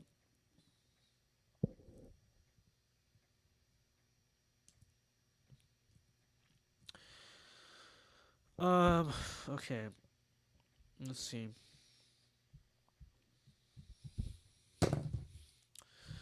What time is it? It's 10:32. All right, we can go for 30 more minutes. Exactly 30. Do I have to change out my camera battery? I might have to. Zoomer99 says, should the right embrace multiracial populism? Yes and no. It's like, so I will say a lot of this idea, the idea that it's like the biggest divide in America is not race, it's actually class. And like the Kyle Rittenhouse case was actually about it was actually about class. It wasn't because he was white. It was because he's about class. That's just ridiculous. It's just idiotic. I mean, it's just obviously not true. I think they do sort of in the sense that, obviously in a demographically changing country that you're going to obviously have some minorities in the tent, but it's like, I don't think we should embrace the kind of the populist Inc. just straight pandering, trying to ignore issues of demographics and identity. Those things all obviously matter, So I think that, marginally you have to be realistic and say that, well, obviously, this is a demographically changing country and we're going to have to work within those bounds. But it also is not to say that we should still acknowledge that it's a demographically changing country and that a lot of the things that are happening in the country is because it's a demographically changing country. And so, I don't know if I even give a concise answer to that, but it's all to say that, like, I think we should basically be of the stance that, obviously anyone of any race can kind of be a part of the movement and subscribe to the ideas, but we're not going to cave and pretend like demographics don't matter and immigration doesn't matter. You know what I'm saying? Does that make sense? And these ideas that, like, we're gonna Donald Trump is gonna win like 50% of the black vote, stuff like that's just ridiculous. So that's what Luis, I know how to say black in Spanish, okay? You're just psyoping me. You're just psyoping me. Of course I know how to say it. I'm not going to say it, though. I'm not going to say it because I'm not going to give you that satisfaction. I'm not going to give you that satisfaction. So it's too bad.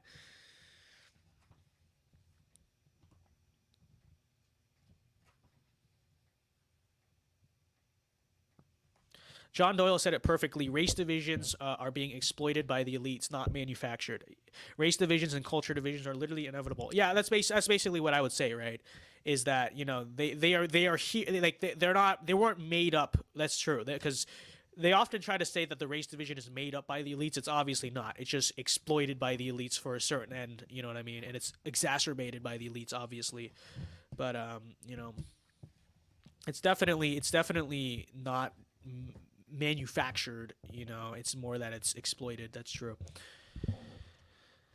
So I don't know how to say it. What is it, Vince? I don't know. I just forgot. I'm sorry. I just hit my head and I forgot. What is, how do you say that? I don't know how you say that. I don't know what that is. I don't know what you're talking about.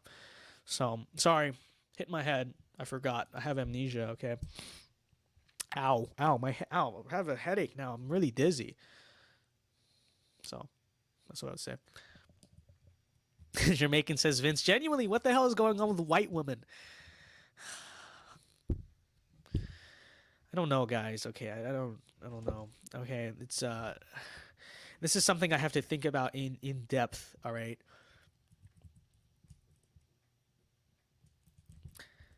You know, it really depends, because it's like there's different sects of them too. It's like I shouldn't.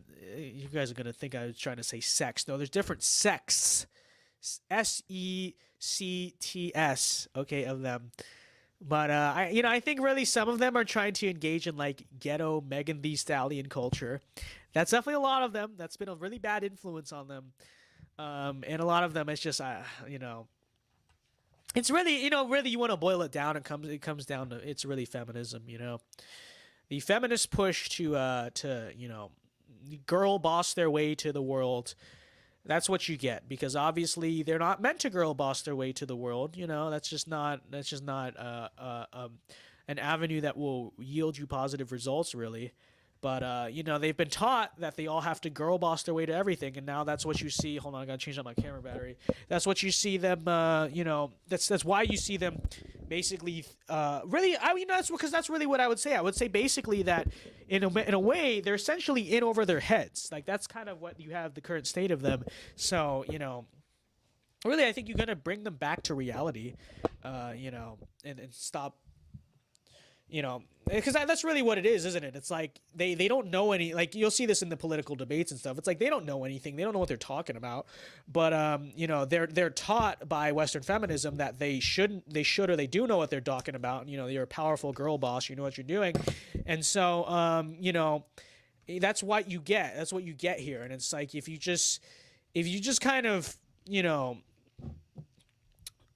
culturally returned to the traditional feminine role in society, you wouldn't really have these issues. But that's what you get now. That's what you get now, because frankly, I mean, in many ways, it's because of this whole girl boss culture. It is. Few take that into account. Few make the connection, but it's absolutely the case. So Video Maker says, do you have unlimited batteries waiting for your cameras? Perhaps I do. So,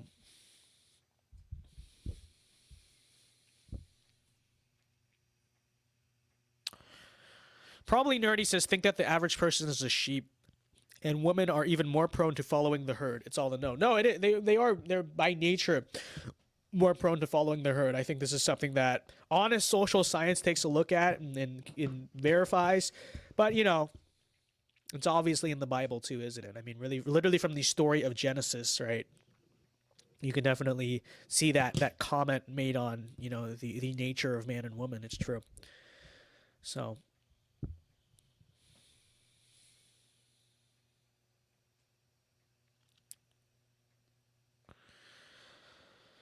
Girl boss culture is horrible. It's so true. It's so true. It is horrible. So. By the way, we're on Odyssey now. I don't know if I told you that. I did tell you guys that in the last video. But we now have an Odyssey channel, okay? I know I said for like several months I was going to do it. We finally did it. And we might be on this, might be getting on this other alt tech platform called True Patriot Network, which is being started by Ryan Chamberlain. He's a Chad, okay? He's a conservative investor guy. He's a king from here in Florida. Actually, I met him in real life, and that's how we talked. But I might be getting on that soon. I'll let you guys know about that more soon. That'll be interesting, because that might actually... There are reasons why that might actually go somewhere, which I may reveal at some point. But just letting you know, giving you the heads up, okay?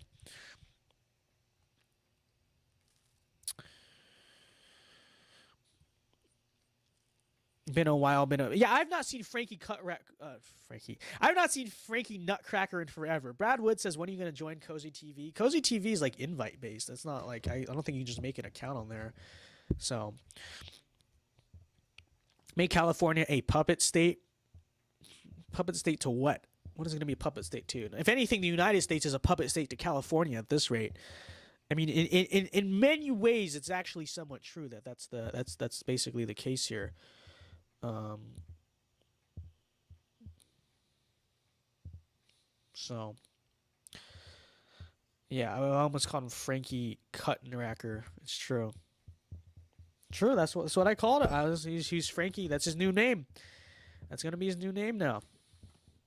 So that's what we're at. It's very sad. Vince can participate in White Boy Summer since he's part Italian.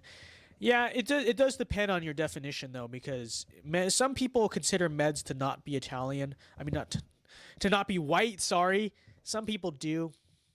I will simply say that I am because I want to be included in stuff. I want to feel a part of what's going on.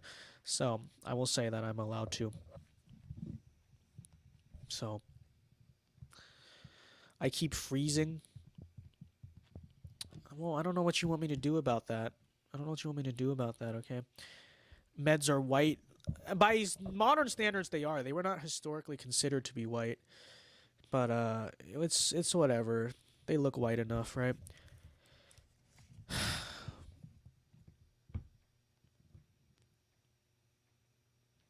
Calling them meds. I mean, what are you supposed to call them? They're Mediterranean. What we can't. I'm a med, so I can say it. I can say it. You better not say, "Ooh, you're saying it's derogatory." I didn't even know that's derogatory, but I'm a med, so I can say it. That's med. Is that a Bible? No, that's not a Bible. This is an American Compass manifesto or whatever. I don't know. Freaking. They had this at some meeting and nobody wanted them, and I was like, I'll pick it up. I want to read. I'll read about economic nationalism. I haven't read this though, but that's what this is. It's a bunch of like op-eds or something. I haven't read it yet. Actually, that's not true. I read like the first essay in it or whatever. It was okay. Or is this the one I've read? I don't think this might be the one I have not read. I picked up 2 of them. I like him. No, okay, this actually might not. Actually, I've not read this one. I read the other one. I like American Compass though. Interesting stuff. Interesting stuff on economics. I mean, obviously that's kind of their strong suit. They don't touch on a lot of other issues, obviously, but some of their economic takes are interesting. That's what I'd say. Video Maker says, are there any Protestant countries in Europe besides Britain? No, I don't think so. I mean, really, Protestantism, for the most part, is a very Anglo thing, you know what I mean? It's like, it really is not really prominent anywhere outside of English-influenced parts of the world, right? So America, the Commonwealth, the former colonies, Britain. But it's not really a big thing anywhere else, to be honest. Now, would you consider Italy to be a Western, Southern, or Central European? I don't know. It's kind of just something in between. I guess, honestly, I think really, for the most part, culturally speaking, it's kind of mostly Western, but I don't know. It just kind of depends. I would say it's kind of more Western, and then Greeks. I would say Greece, and kind of the Greek places are more Eastern, if that's fair, right? That's, I think, a good way to look at it, because that's how the old Roman Empire was, right? The Greek-speaking East was called the East. The Latin-speaking West was called the West. So I think we have to be fair and say that Italy was Western. The APU and its associated creators have to sell exclusive ad space to Trump once his social media network launches, at least get with someone. Sell our ad space or buy ad space? How do we... I think we'd have to buy, don't you mean we'd buy ad space? But anyways, yeah, that would be nice. That would be nice, wouldn't it? So, Germanic peoples are pretty Protestant. Well, that's true because Martin Luther was German, wasn't he? But even still, Germany's mostly Catholic, isn't it? For the most part, I don't know. I'm not an expert on European demographics, guys. But, you know,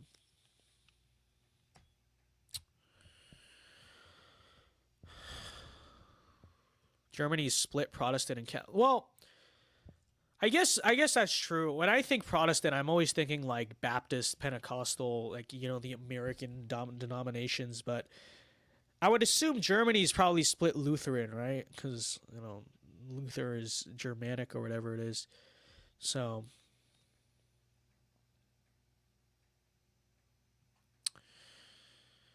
that's what we got. All right. Let me go to earlier in the chat. Let's see. But Thanksgiving, man. I feel like for most people this is going to be the first normal Thanksgiving in a while. But I don't know if it'll fully get normal. I don't know. I'm curious because under the Trump years, we had a lot of there was obviously a lot of Thanksgiving fighting going on. We know this to be the case, many such cases. 2020, I think a lot of people just didn't come to Thanksgiving. 2021, I think there's going to be a lot of fighting over, I would guess it's over the jab. That's probably the main, just kitchen table fight.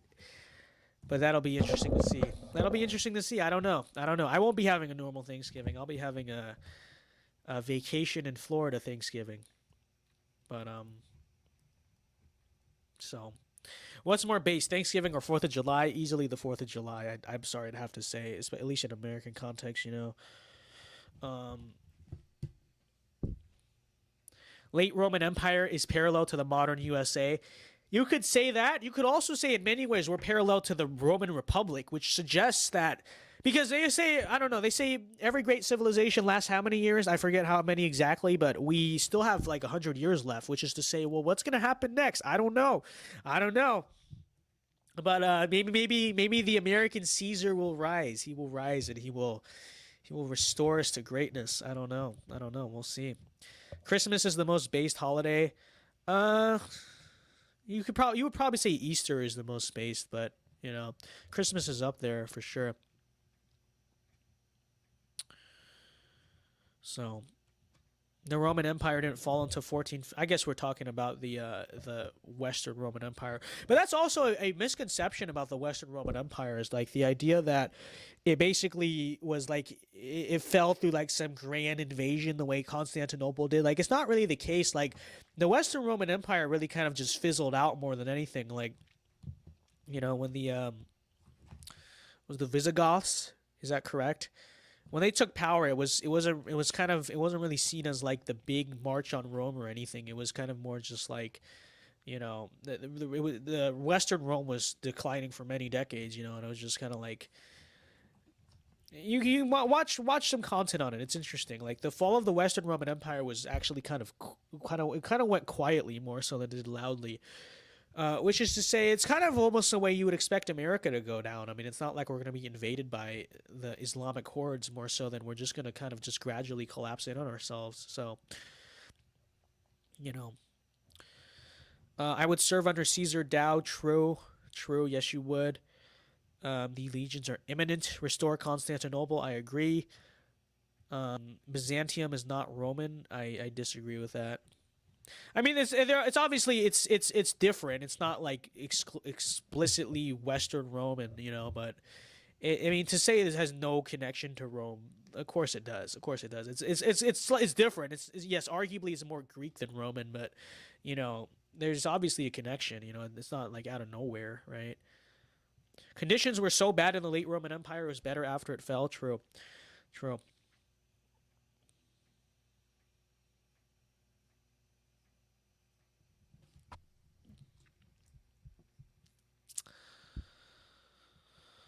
Christmas was more based in the 4th of July due to baby Jesus, but it's now mostly a consumerist holiday. True. Well, this will be my first holiday first Christmas as a Christian, so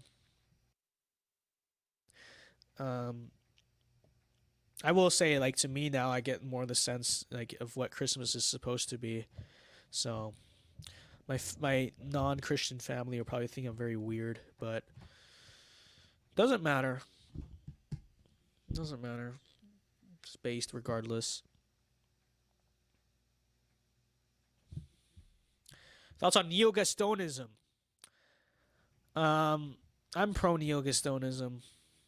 I barely understand it, but I know the fan base is a fan of it, so I'll endorse it. I'll endorse it. Video Maker says, didn't Greeks used to live in Anatolia? Yes, yes. That's where, you know, Constantinople and most of Byzantium was kind of centered out of. And then, you know, you have now it's ran by, you know, the Turks, the people who live there now and who, you know, obviously invaded. So Christmas is a lot different as a Christian. It's so true. It's literally so true. So let's see.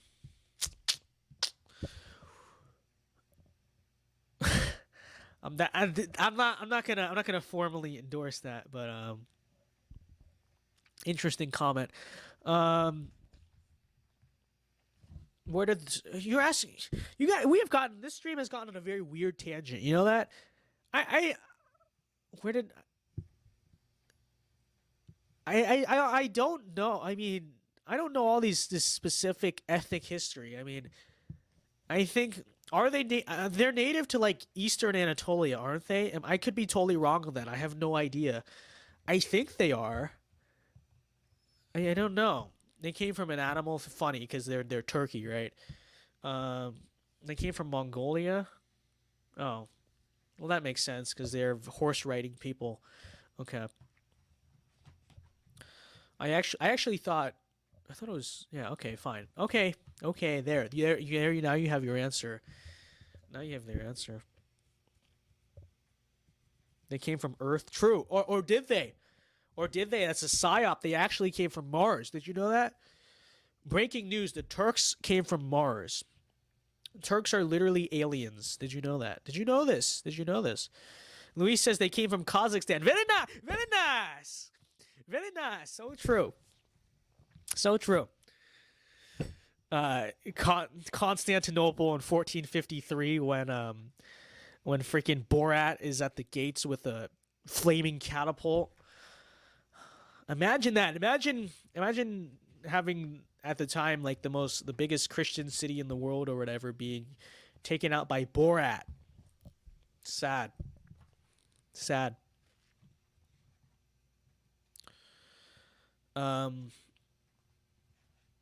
Video Maker, yeah, no, it's true. It's true.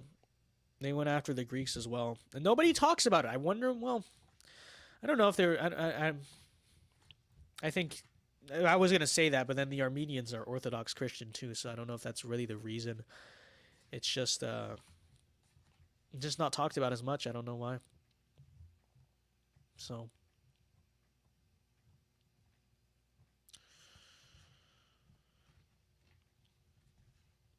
Zoomer99 says, how did you come to Christ?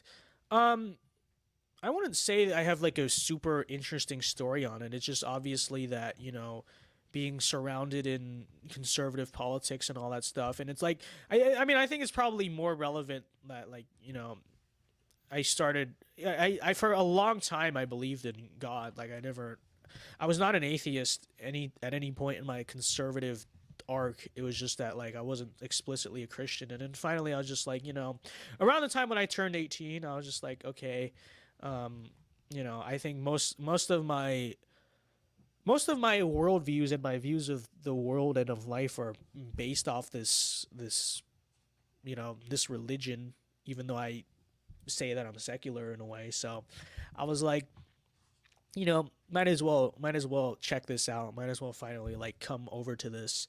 So, you know, I mean, really, I mean, obviously, like I've now become serious about my faith and stuff like that, but like I don't know if the initial story is really all that like interesting or motivating. Like that's just kind of how it happened. Like there's nothing particularly fascinating about it. You know what I mean? I would say my journey since then is probably more interesting, but that's a topic for a members only video probably. So there you go. We don't use it's true. It's true. I don't acknowledge Istanbul. That's not the name of the city. It's called Constantinople. It will always be called Constantinople. We almost had an 1121 incident, boys. Imagine renaming a city as Constantinople, one of the coolest names there probably is out there, and you rename it to Istanbul. Really? Oh, it's a filthy name. It's a disgusting name. It's just reject the modern U.S. system, embrace the state of Desiree. Is okay, Mormon. Okay, Mormon. Okay, do a live stream on history. What kind of history? I mean, why don't you we have Mr. Z for that? Okay, we have APU Chad Mr. Z for that. Everyone knows this.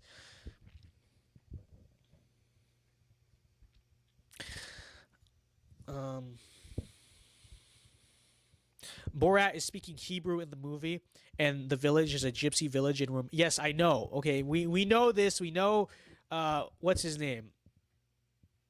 Sasha Cohen, whatever his name is, and we know he's Jewish. Okay, but we're going to embrace the meme. Okay, his Borat. It takes place in Kazakhstan. Therefore, the movie takes place in Kazakhstan. It's like making a reference to a movie about, I don't know, whatever, let's just say Star Wars, and you're like, oh, that was filmed in Atlanta, not on Tatooine. It's like, it's the movie. That's what I'm making a reference to. We know it's fake. Okay, we know it's fake. We know that, it's like a parody of Kazakhstan. Okay, we know this to be the case. We don't care though. So, Vince, you see what happened in Wisconsin? I did. Well, I heard the Christmas parade. Someone drove a car or a bus through it. I haven't heard more than that, which is very tragic, obviously. Turks even called it Constantinople through the 1800s. Yeah, well, they're coping. They're just sad.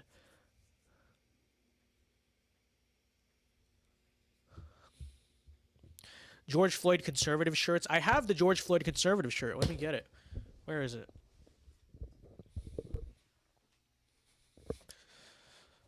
Look at this.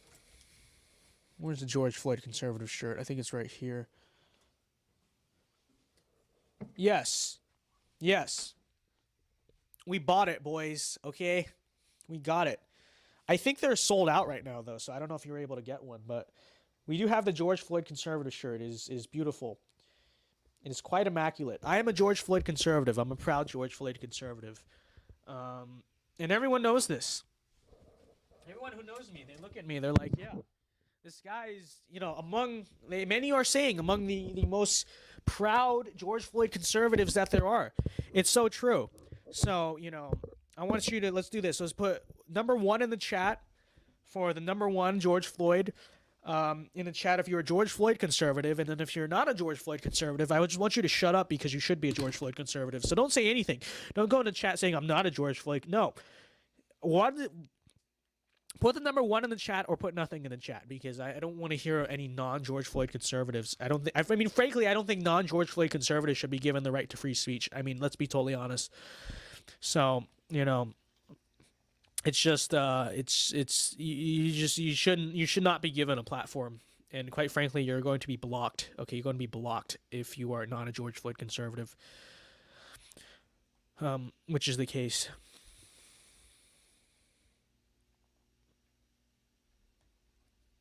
So, all right, very, very, very good to see. We have almost unanimous George Floyd conservatism in chat. Very good to see. I was a little worried for a second. I was a little worried we wouldn't have anyone who was slightly in objection to George Floyd conservatism, and that would not have been good. That would not have been good. What is your opinion on Travis Scott? I think he's a terrible person, and I think he's responsible for that. Like, he encouraged that to happen. I don't necessarily think that it in itself was like a satanic ritual that was done on purpose. Now, that's not to say I don't think there's a lot of satanic influence and demonic influence of, the entertainment industry, because of course there is, and of course there's a lot of Satanist themes and stuff. But I don't think it was necessarily like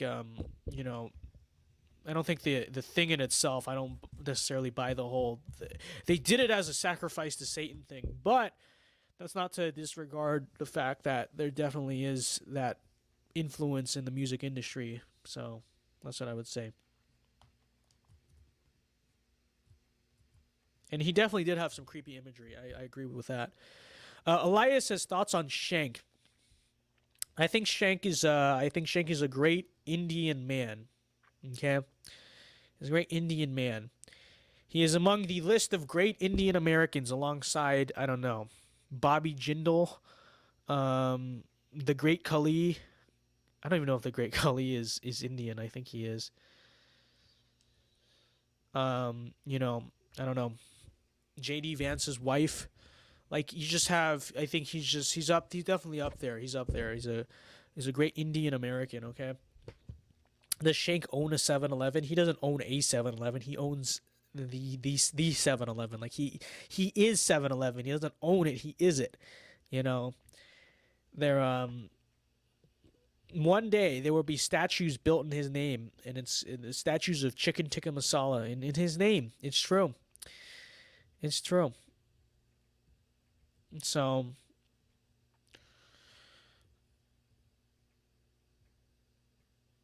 Bobby Jindal, cringe booty chicks governor. I honestly barely know anything about him. I just know that he's Indian, and so anytime Shank is mentioned, I have to bring up Bobby Jindal, Cigar and Jetty. I don't know, the guy who runs American Moment. What other Indians exist? I don't know. I had an Indian friend in middle school. He used to never. He was Hindu, and so he never ate beef, and it was very, very interesting. But then one time he accidentally ate it because the school lunch like had it, and he didn't notice, and we're like, dude. But yeah, I remember him. He was a character. There were a lot of Indians in my middle school, not so much in high school. In the middle school, I knew a lot of Indians. It was very interesting. I'm curious if I should say this. I feel like okay, screw it. In middle school, like, you know how like South Indians are like very, very like dark, you know what I mean? So in middle school, we used to always make jokes that our dark Indian friends were black. And so we would address them as if they were black, and that was quite funny. That was middle school Vince. Okay. Now, the second some journalist tries to say that's just inappropriate or whatever, yeah, shut up. You did the same thing. You did the same type of crap in middle school. I don't want to hear. Oh, but yeah, it's funny. Okay, it's funny. You know how funny it is to call like someone with a name like, I don't know, Burjesha, like just some like super Indian name, but they're like, actually that's a black person. It's funny, okay? It was hilarious. It really was. And eventually they would get sick of it, which made it even funnier, okay? But it was a thing. It was a thing. We used to do it. It was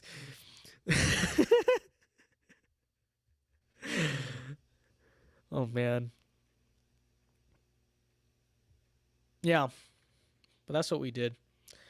Hebrew Israelites probably say India was founded by black. Hebrew Israelites are insane. Okay, I've never met any of them that seem like normal people. They're all like crazy. Like they all like are mentally crazy. Okay, so, I've never seen an Indian before I went to college.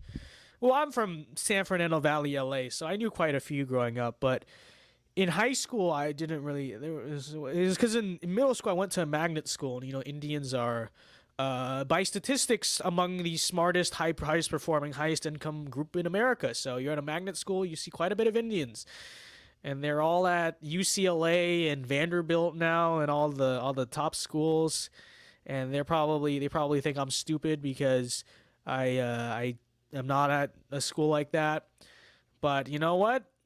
They're not a based, conservative, red-pilled Chad e-boy like me. So, you know, frankly, I don't care what your how good your chicken tikka masala is, okay? You know, the Vincedao stay winning. It's true. The Vietnamese Um, I don't care. You're coping. That's just quite frankly the answer. Okay, the answer. So Bishop Sycamore is greater the entire Ivy League. It's true. It's true. When I said I don't go to school like that, I meant that I go to school better like that. Okay, Bishop Sycamore, class of 2025. Let's go. Sikkim Centurions. All right, Sikkim Centurions. That's our thing. Probably Nerdy says, do you consider Indians as Asian? I mean, yeah, they're technically Asian in the same sense that like Middle Easterners are technically Asian. They're from Southwest Asia or whatever. But it's like, I would say they're technically, yeah. But when I say someone is Asian, I'm usually thinking of like someone who's like yellow, right? Like me. So they technically are, but when you wouldn't say, oh, they're Asian, you'd say they're Indian. So it's like, it's kind of.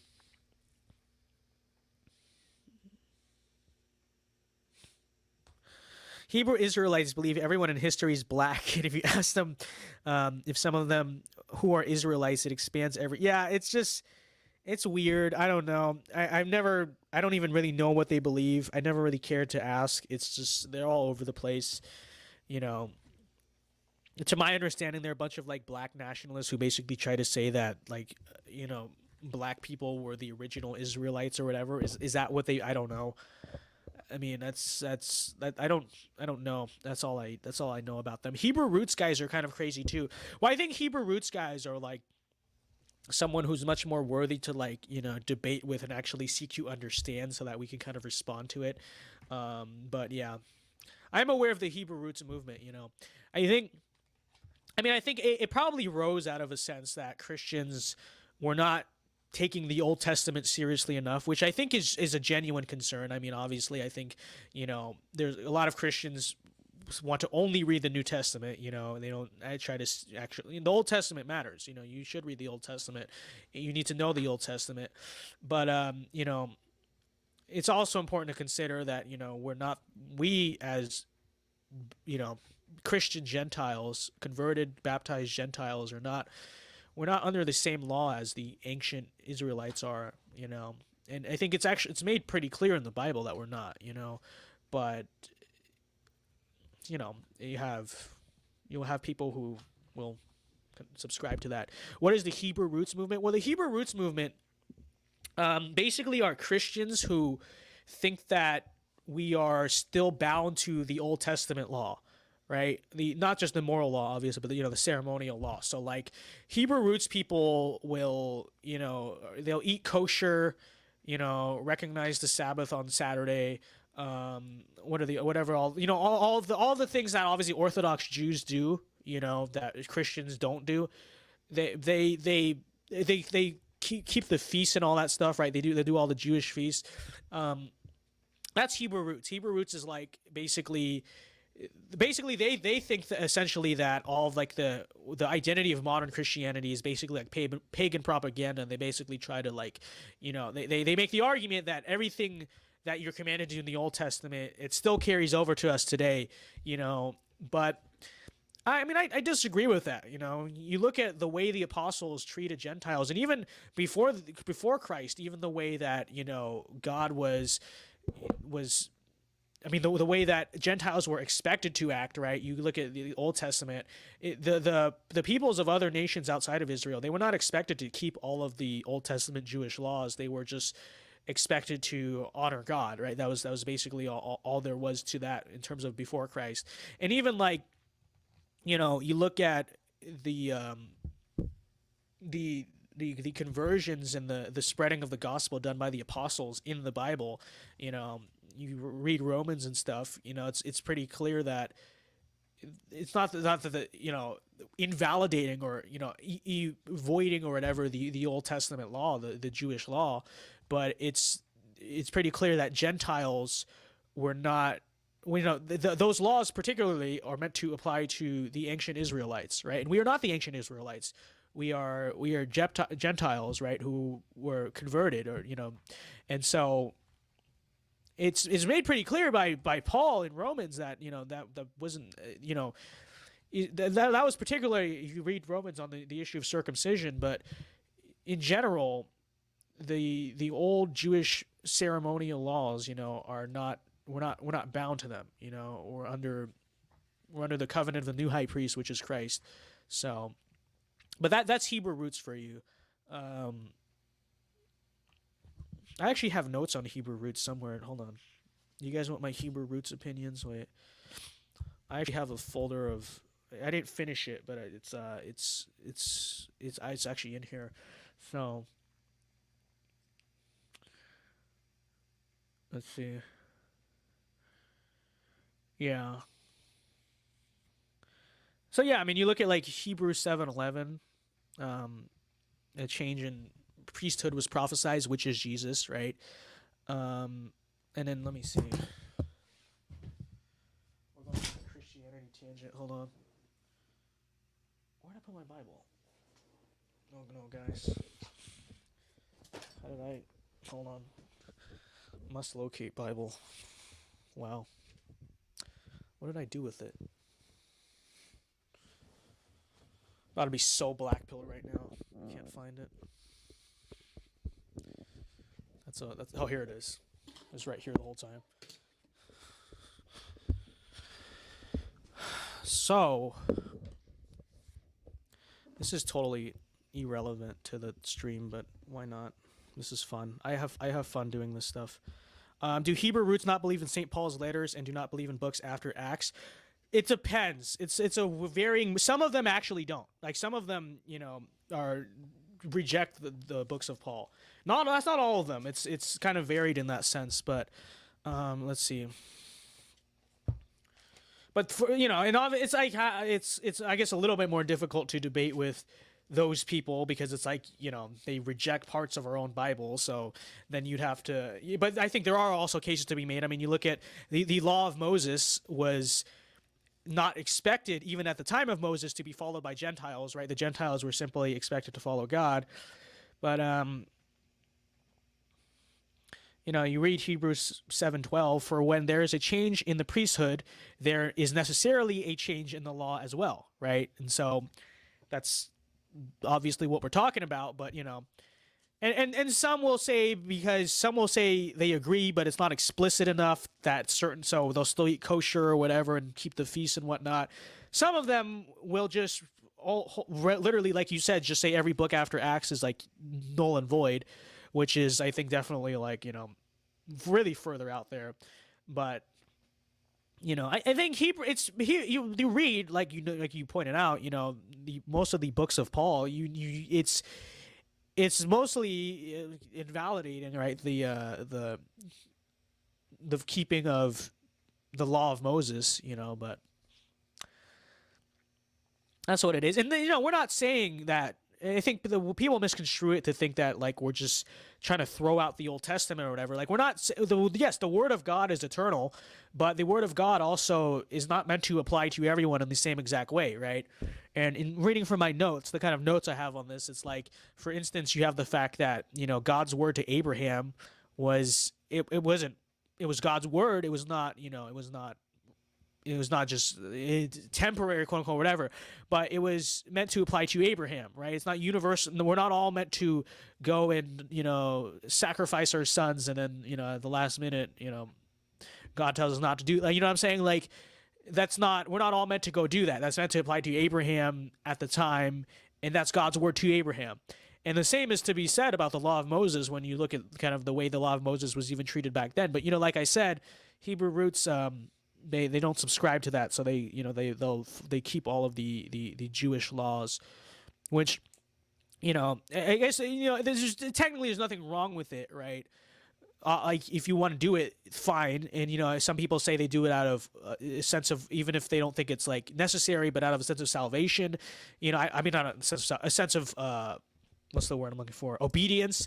There's no inherent problem with that, but you definitely do run into a problem when these Hebrew roots people go out here and try to say that, like, you're not living like a true Christian and you're not actually following Scripture and you're not actually a real Christian if you don't, follow all of the Jewish laws, right? So, and that's really when you start to see a problem, right? That's when you start to see a problem. So.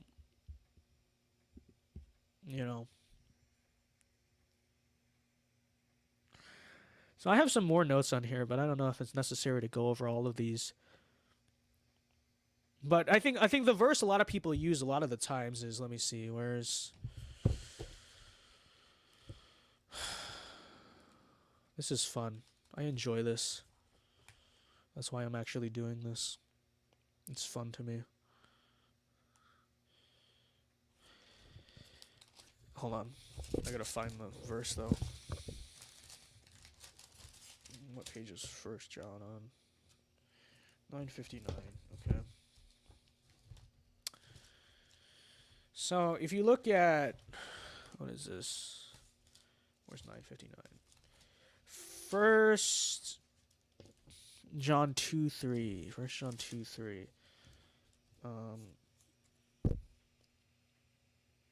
No, wait, this is the wrong page. 1 John 2:3. So the verse that the Hebrew roots will often use, right, is the whole thing about keep the commandments, right? That's right, what they always try to bring up. But you look at 1 John 2:3. It says, "And we know by this," referring to the commandments, right, "that we have come to know him if we keep his commandments." And then it says, "Whoever says I know him but does not keep his commandments is a liar." But then you go down, and let me see what I say in my notes here.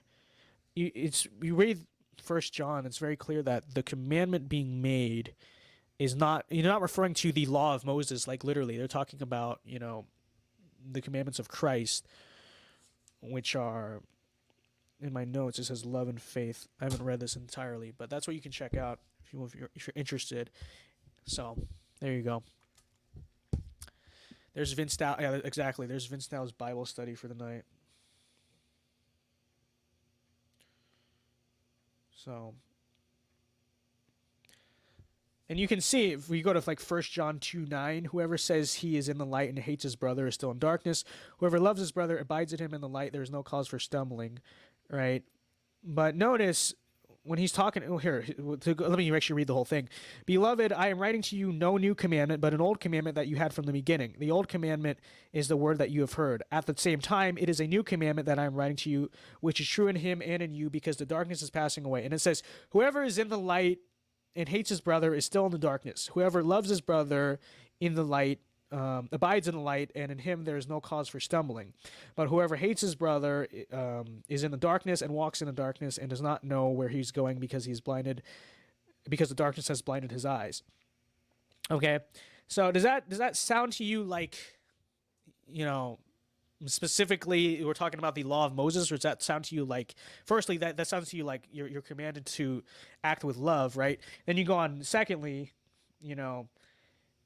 it's love and faith essentially is the commandment being given, not necessarily the straight up law of Moses. So that's what that's the thing.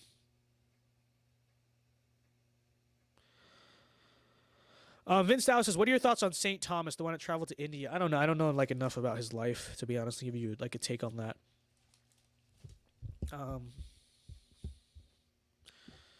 Did you just ask that because we were talking about Shank? You sly dog, you sly dog. Ask Shank what he thinks of that. Yeah, ask Shank what he thinks of that. That'll be a time. Elias says, "For a recent convert, you've acquired a good amount of theology, brother." Well, I've been taking it more seriously recently, to be honest. It's really when I started college, which is very ironic, right? Because when you start college, you're supposed to become a degenerate, but actually, kind of being around Christian friends and Christian youth ministry and stuff, it actually inspired me to take it seriously. So there you go. There you go.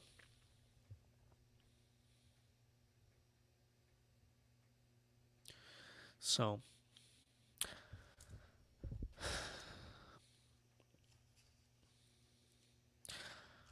Yeah, there you go. Now we have a debate about intercession breaking out in the super chats, not the super chats, the live chat.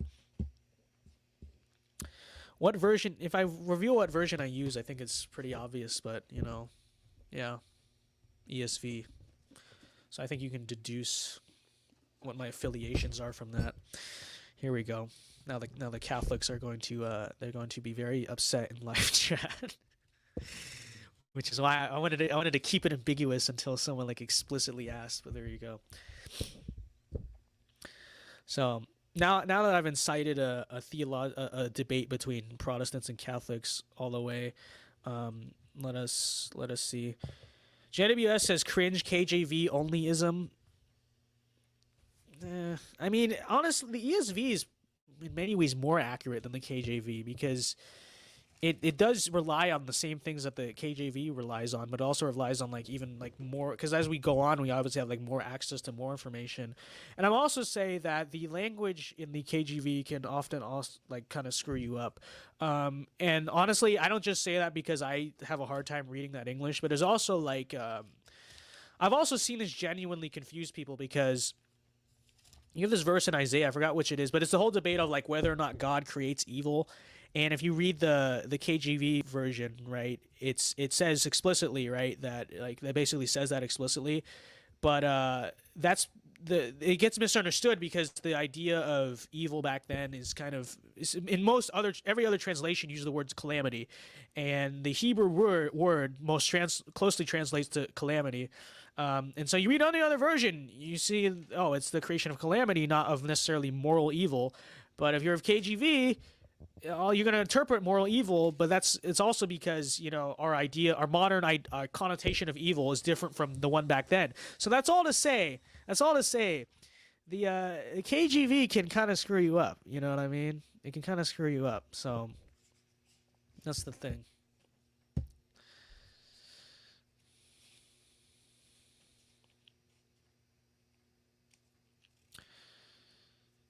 If you shill for KJV only, you are cringe. I mean, yeah, you read, you know, I think it's accurate enough where you can read it, but it's like, okay, number one, I hated reading. I could barely understand Shakespeare when I was in high school. Okay, I don't. The old English is just like I would rather spend time actually like genuinely reading it to understand than trying to like figure out what this style of English I've never read before like really means. You know what I mean? And even with that, even further, you know, I think there's a case to be made that the newer translations are probably more accurate than the KJV, but you know, that's the deal there.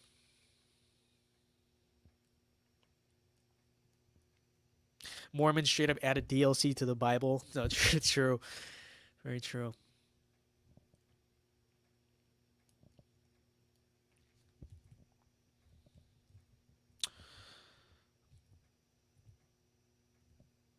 I read the KJV because of why did I keep saying KJV? Sorry, because of its historical significance. But you learn how modern translations are done. It's the most lazy thing you've ever seen. I mean, if you're talking about like, you know, these newer translations, yeah, the ESV is rather old, and same thing with the NAB, right, the Catholic Bible. You know, I will trust in the fact that this is kind of considered to be a formal translation of it. You know, not like freaking, you know, there are definitely ones that are like out there like this. You have like stuff like the Passion Translation. Okay, I'm not in favor of that, but you know. So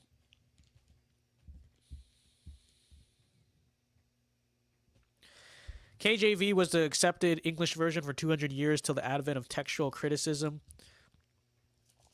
I don't know about that. All I know is, look, I would rather read it in a dialect that I can understand, okay? Now, if you have the ability to understand Old English, good on you. I'll be honest, I don't, okay?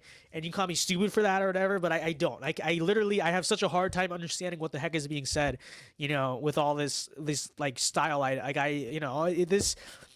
modern Bibles use language that I can actually comprehend this stuff in, okay? So it's like, I don't know what you want me to do about it. I don't know what you want to do. Call me a Zoomer. You can call me an idiot. I don't know what you want me to do about that. You know what I mean? I don't know what you want me to do about that. I don't have like a teen Bible. Okay, I don't have like an NLT Bible. I'm not against that necessarily, but like I have the fairly what's considered to be the fairly higher reading level Bible. I don't have a kid's Bible or anything, okay, but like the King James language is I have a hard time comprehending it, okay? And honestly, I think most people are like that too, okay? Maybe there's a few that are like the eloquent readers of the old English stuff, but it's just I can't do it. I honestly can't do it. So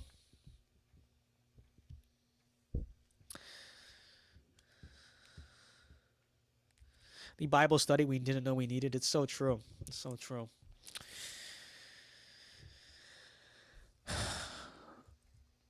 We're gonna end this. We'll end the stream at 11:30. I know I said I was gonna do it at 11, but then we had fun. We had fun. We started doing Bible study. It was epic. It was epic. Pope Vince, coming soon. What? Oh, you mean Pope Vince is coming soon?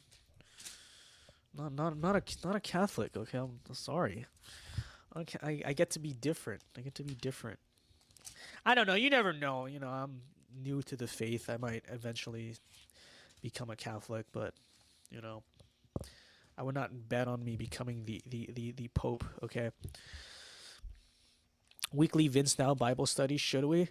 I honestly don't have the knowledge to lead a Bible study. The only reason that I've actually studied a little bit of the Hebrew roots issue, which is why I actually had things to say about it. But I don't. That's really not the case with a lot of different areas of study. It's only this one I specifically I actually had notes on it because I actually have looked to it. So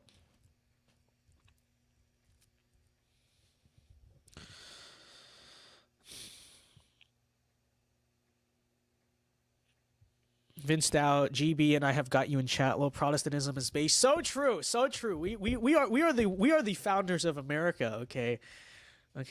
And that's not to hate on Catholics, but if you want to get specific, it's not just a Christian nation; it's also a Protestant nation. Okay. Now I will say,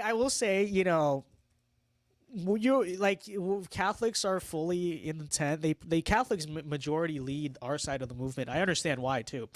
It's mainly because of the concept of authority and hierarchy, right? That is, native to the Catholicism. That's native to national conservatism. And so I'm not taking shots at Catholics or anything. It's just that you want to get technical. It's technically true. It's a Protestant. It is a historically Protestant nation. Now they are allowed in the tent. Okay, we'll change it to say it's just a Christian nation. All right, I understand the utility of that, but It is technically true. We do have that going for us. It is technically true. So, but like probably Nerdy says, I agree. I'm happy to fight alongside my Catholic brothers and sisters. It's true. It's true. No more brother wars. Okay, no more brother wars. We clearly have a common enemy here, and the common enemy does not subscribe to Christ at all. And so I'm willing to put these debates aside, but the Catholics have to agree to do the same. Because anytime you admit you're Protestant, very often they will immediately go on cringe, But it's look, we're in this fight together. Okay, we're in this fight together. I love my Catholic brothers, okay, and sisters, but I hope they love me back. I hope they love me back. It's true. So. Vince Dow says, "What are your thoughts on interdenominational marriage?" So I know that obviously Protestants, because they're Protestants, don't really have any strict guidelines. I know that in Catholicism it's allowed, but you can't I think you have to basically vow that you're going to raise your kids to be Catholic or whatever it is, right? I will say that it's much better than I suppose than marrying an atheist. But what I would say is that interdenominational marriage between Protestants is, I think it's not a big deal. I don't know, a Southern Baptist marrying a Pentecostal, you know what I mean, or a non-denomination, okay, well, no big deal. Honestly, in the grand scheme, you agree on most things. It's not really going to be an issue of divide. But I would say that something like an interdenominational marriage between a Protestant and a Catholic, Protestant Orthodox, Orthodox Catholic, I think while those are technically allowed, I think, in all the religions, I don't think it's wise, right? Because it's obviously going to become a very big issue when it's like, you know, raising your children, you know, or, you know, on Sundays. I feel like, you know, I think personally, I think, you know, fellowship and, you know, walking with God, going to church, all of those things, I feel like that is an experience that you would want to have with your spouse, right? That's something you want to do with your spouse. And I think you would want to have a spouse that brings you closer and to your own faith, right? And so it's, I don't think it's wise, because it's like, you know, what are you going to do when, you know, you want to go to, I don't know, your Baptist church, and your wife wants to go to mass, and then what happens when you have kids? You know what I'm saying? I don't think it's wise, in terms of like between large scale denominations. Like I said, I think hold on, I gotta pick this up. Inter-Protestant ones, if they're similar enough, I think that's fine. You know, I think you can get away with that easily.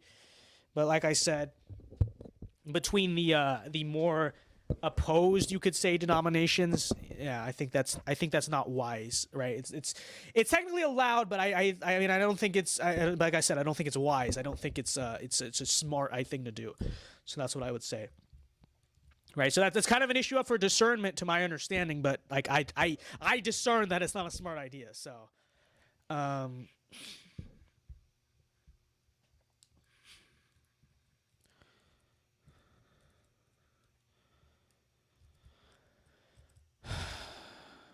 So anyways, Yo Vince has a portable. I do have a portable mic. Did people not know that?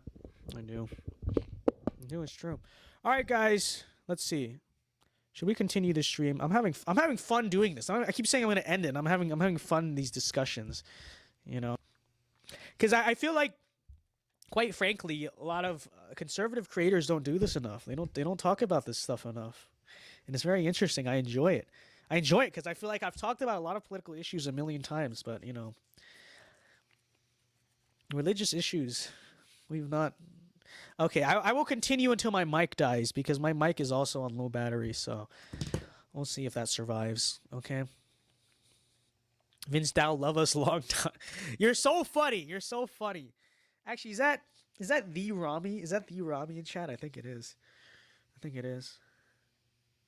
I have an interview tomorrow, but I can't sleep before this ends. Based Vince Chad Dow, freaking ruining your career opportunities. I'm a Sigma male, like that is true. I'm supposed to be deer hunting tomorrow morning. That's kind of epic, actually. I want to go deer hunting. I've never gone hunting before. I've gone fishing before. I didn't like it. Now, I suppose I have to, that was when I was a lot younger. I suppose now that I'm like farm right and all this stuff, yeah, I have to get used to fishing. But honestly, hunting seems so much more fun.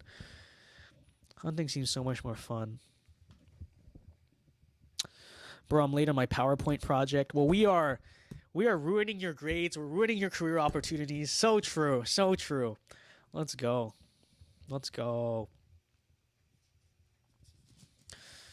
Thoughts on Judaism? I think that it's pretty clear that the high priest, on this discussion of faith, the high priest came like 2,000 years ago. So frankly, I don't know what Jews are still doing in that regard. So, if you don't fish, what are you going to do with your future sons? Hunt, shooting range, you know, play baseball in the park. Like there are other things you can do. I mean, I don't think fishing is the only thing you can do. But are pickup trucks inherently right wing? Yeah, I would say so. I'm not a big truck guy. I'm more of, honestly, I wouldn't want to drive a truck. I'd want to drive a muscle car, okay? Like a freaking Mustang or a Challenger. That's probably like the type of car I'd want to drive. But yeah, I would say pickup trucks are inherently right wing. They use up a bunch of gas and diesel, and they're literally like very toxically masculine. So of course they have to be right wing. I agree with that.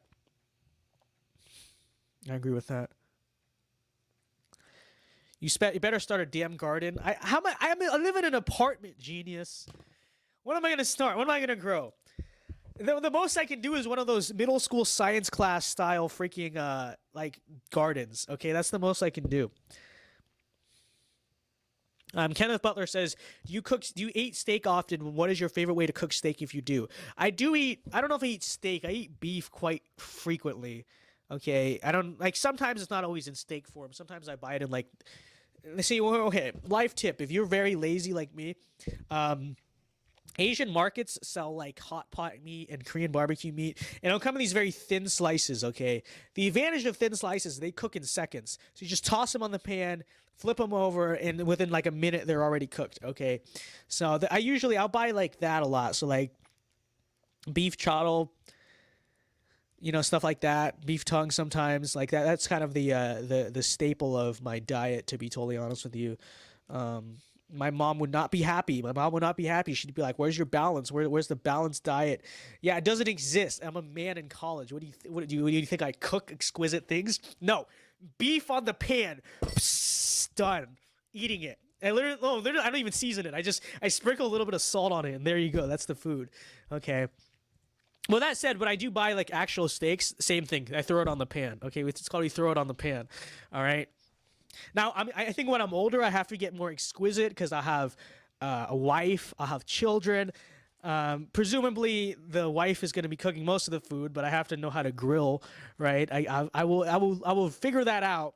But for now, it is Sigma male lives alone style cooking, which is like, oh, burger patties. Oh, let me buy burger patties without the burger buns and just toss them on the pan. There you go. There's my food. There's my diet. Okay. So that's what we're doing. I've never had beef tongue. Beef tongue is quite exquisite. It's good food. Top team in college football, NFL. I haven't watched enough NFL this year. I have no idea. I'm hoping the Bucks win it again because I live near Tampa, and so therefore I must root for Tom Brady. Technically, I kind of live near Jacksonville too, but like screw that. And college, I mean, I think it's pretty obvious. Sorry, the best college team is Georgia. Ohio State can beat Georgia. If Ohio State keeps playing like this, they're definitely going to give Georgia a run for their money.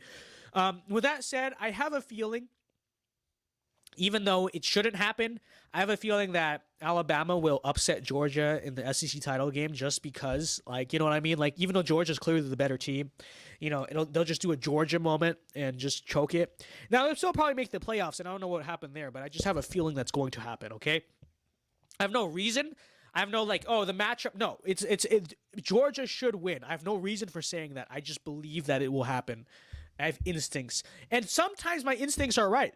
Like, Michigan State. I had an instinct for no reason that Michigan State was going to win. I just Michigan's going to choke. Everyone's like, look at the matchup. Nope, Michigan's going to choke. I called it, and look what happened. So I was right. And so sometimes you should trust Vince Dao's instincts. And this is one piece of Vince Dao instinct that I've been thinking for like a month that this is going to happen.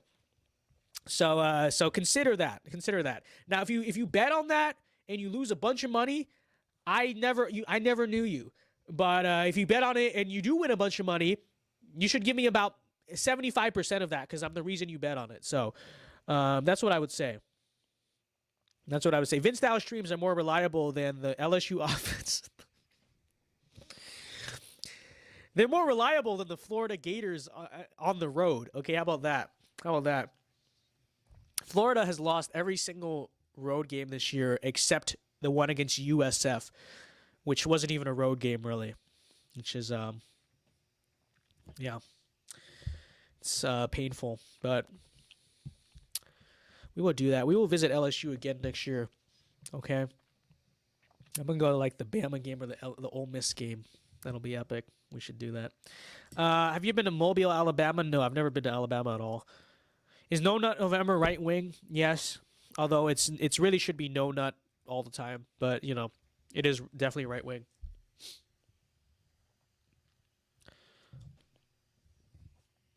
Okay. Deer is the best food. Deer is good. Deer is good. I don't know if it's the best food, but it's good. I'm a TU. What is TU? Is that Tennessee? I don't know. It's not Texas, because Texas is UT, although maybe you're just saying it wrong, but poor Texas, man. I almost feel kind of bad. Now, I will say, I knew that was going to happen because Steve Sarkisian is a terrible head coach, okay? As a USC fan myself, I can attest to this to you. Like, I was just kind of laughing because it's deja vu. Like, this is what he does. Now, obviously, the season's gotten so bad, he just lost the team. Like, there's nothing to do about that. But, the reason they lost most of their games is because they'll take a big lead, play super conservative, and blow the game. The same thing at USC. This is what he always does. I knew it was going to be a bad hire, and that's where they're at now. So, Tulsa. Oh, well, I mean, you're not even like you're a Group of 5 team. I think you have different standards than we do. No nut except for your wife. True. Texas deserves it. They are liberal elitists. Yeah, but I also think not all of their fans are, okay? Their fan base is... Most of the hippie kids at UT don't even go to the football games, or they do, but they leave for the first quarter. And that's honestly, I think that's the way it is in most, like, red state colleges. Like, you'll go on campus and you'll see a lot of, like, pierced up e-girl liberals and stuff. And then you come out on game day and... you see all the boomer conservative dads, and you see all the right-wing frat boys that are in the student section, and it's kind of like, oh, this is a different world, which is interesting. Interesting stuff. You see it everywhere. Arkansas is the most underrated state in the entire union. Maybe underrated simply in the sense that nothing happens in Arkansas, and everyone thinks that, and so. There's a very low bar of expectation which they can easily exceed, but I don't know if it's like overall the most. I don't know. I don't know. I would probably say Montana or something is the most underrated state. Not sure though. Not sure. I'm wondering if I should ever try making a rabbit farm for meat. Okay, Feliz, I think sometime you should prove to us that you actually have a farm. Like, don't dox yourself or whatever, but like, you talk a lot of crap.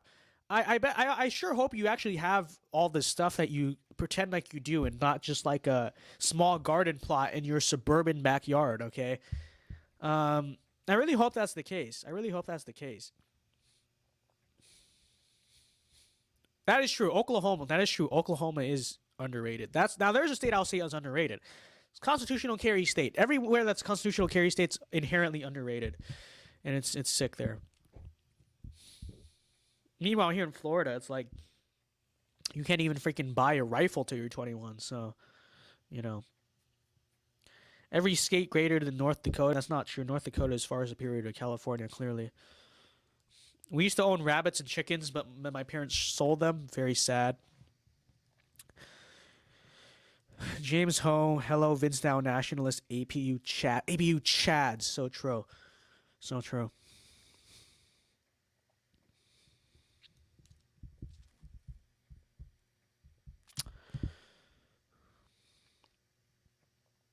You should grow one of those lima. Is it lima or it's a lima bean, isn't it? Lima beans vines as a farm right man in an apartment. I think you just want me to do that so that I can say I'm the Hispanic person expert. I think I should just start growing tacos. I'll grow tacos in my yard, and I will be king of the Hispanics.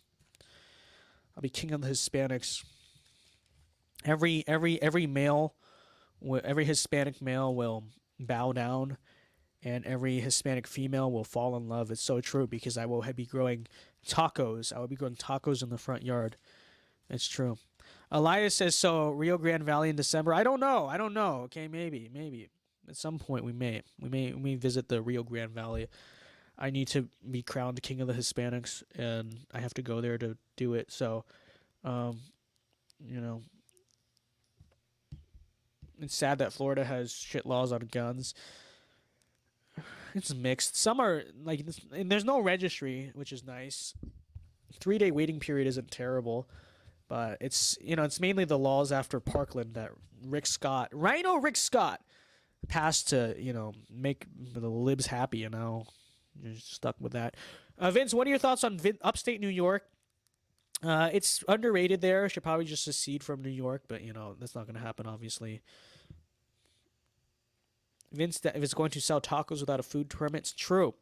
True. I'm a Sigma male, lawbreaker, non-compliant. I am literally ungovernable. I'm a menace to society. It's true. I will be like, tacos, tacos. It'll be $2, right? So, Vince be Lord of Hispanics like Caesar was of the Gauls. True. True. That's what I am. That's what I am. It's pronounced lima beans. Isn't that, am I not saying that right? Lima beans? I mean, I'm pretty sure I'm saying that correctly. I don't know. Still, yes, I am still streaming. We're going to end it. And then we did a very interesting Bible study on the Hebrew roots movement. And now we're still going, interestingly enough. So, do you consider Texas part of the South or its own thing? I think it's its own thing. I think it's its own thing. Lima. It's lima beans? Oh, I'm so black-pilled. I thought it was lima. How can it be lima beans? Because in Spanish, the I makes an E sound. I think you're wrong. I think you're pronouncing it the English way, and I'm pronouncing it the correct way. Because in Spanish, they don't say lima, they say lima. Everything is an E. Like, the I is an E, isn't it? So, I think you're wrong. I actually think I'm right and you're wrong. So, I'm pretty sure I'm saying it right. I think you're actually wrong. English is correct, my guy. No, well, hey, it's a Spanish word. It's a Spanish word, okay? So you can't correct me because I'm technically the one who's correct, okay? It's a Spanish word. So, American Prediction says, "Am I a member of the basement?" I don't know. I honestly barely know what your takes are, so I don't really know. So I will presume innocence until proven guilty. And it's true. Too much Hispanic expertise. It's true. It's true. I'm from LA. We call it Lima, okay? It's true.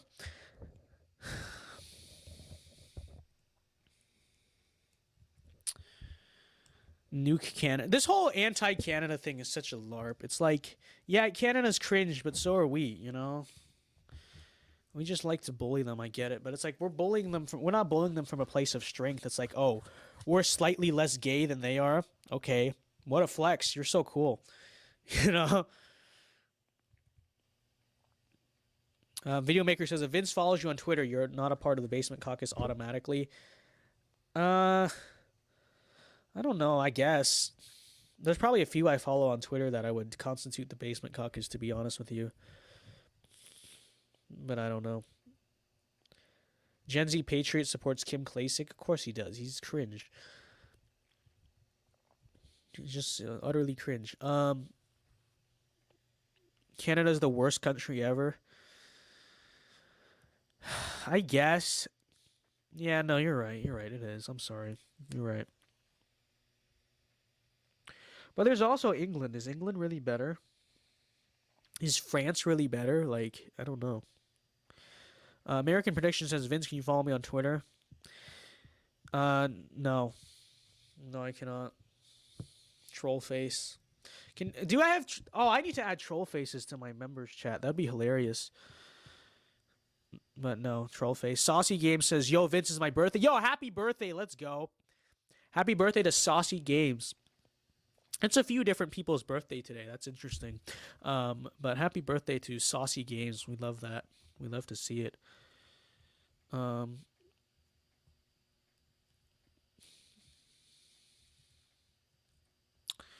My friends are slowly being red-pilled because they recognize when I'm going to call something cringe and avoid it. True. Bullying, red-pilling by bullying and intimidation. Hey, we'll take it. We'll take it. I guess if the shoe fits, it works. So, you know, I want a continental connection to Alaska. Then just annex like the side part. Like, we don't need all of Canada. Like, screw that. I don't want Canadians in my country. Okay. What, do you want Canadians in your country? That sounds on you. I mean, quite frankly, if you ask me, these Canadians, they're people with a lot of problems, okay? And I think, quite frankly, when Canada sends its people and we get Canada's people, we're not getting their best. Actually, we are getting their best, but they're just still not good. So, you know, I really, Maybe not on that. Colin says, "Is wrestling inherently based?" Yeah, I would say it is. I would say it is. I used to like wrestle friends for fun in high school. I remember that. That was fun. I had a friend who had a trampoline, and that we like would use that to wrestle each other. It was pretty cool. My main thing in high school was I was fast, so I had like a lot of speed and stamina. So I was like, I moved fast in the wrestling ring. Can we sell California to Canada? I support this. I support this. What about Alberta? Okay, we can annex Alberta. That's it. Thoughts on U.S. national team beating Mexico again? Are you talking about soccer? I remember that. I was kind of happy about that. I was conflicted on even to whether or not to be happy about that because, well, the Mexican fans actually got in trouble for doing something that was incredibly based, and it made me sympathize with them a little bit. But it was a time. Okay, it was a time. Have you ever been to the southern border? No, I have not. I have not. Which is why we are considering doing the RGV trip. Okay, the Rio Grande Valley trip. We must annex. We must expand the empire. So we've been to Baton Rouge, Louisiana. You know, we've been to Gainesville, Florida. So we've been to two of the SEC towns. Now, let's see. We should go to Tuscaloosa at some point in Athens. And honestly, I don't think there's much else to see in the SEC besides that. Maybe College Station. But then we gotta start going to other places. We gotta colonize the Rio Grande Valley. It's true. So, and we have to T-pose on UTRGV. True. Very true.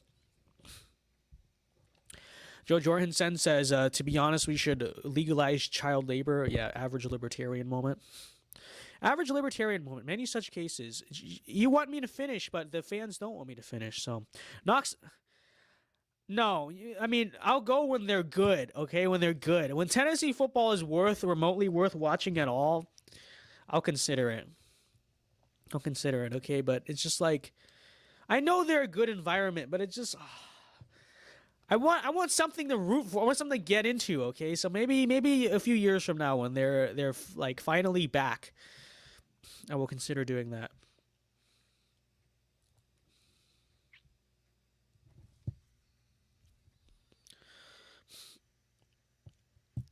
Let's see, Lolbert based. Okay. Average Lolbert be like. Let's see. Lib left people are so hot.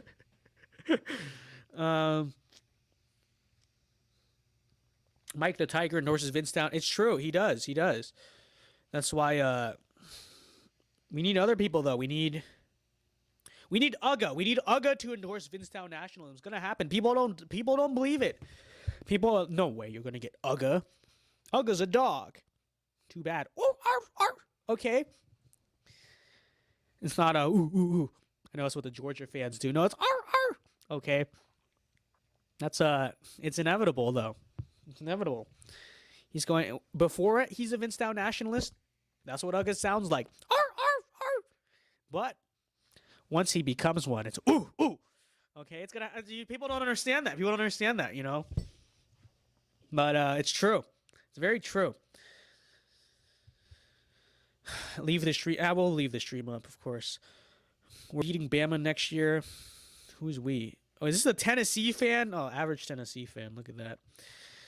Have you ever been to the Northeast? Yes, I have. I've been in Maryland, Pennsylvania, Delaware, New York. I guess if you count DC as the Northeast, the DC, a little bit of New Jersey, I guess. But I've been up Connecticut, Massachusetts. I've been up there.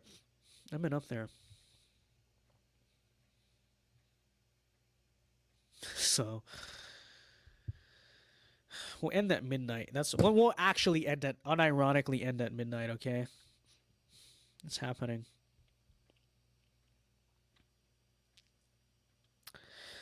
I'm not gonna continue the stream till 3 a.m., okay? I have to wake up tomorrow.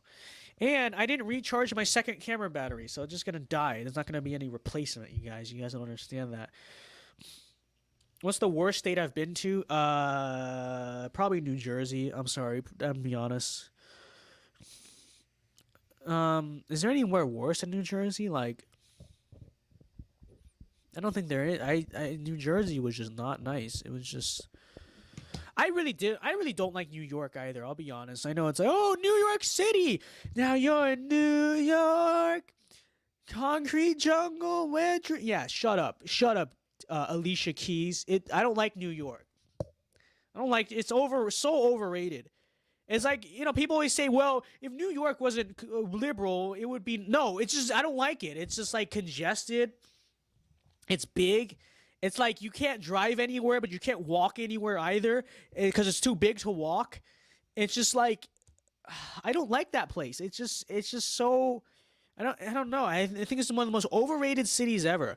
I say that I like DC. I'll be honest. I like as in terms of just the city itself. I enjoy DC. I do. I don't enjoy New York. I don't like New York. I just never enjoyed the city of New York.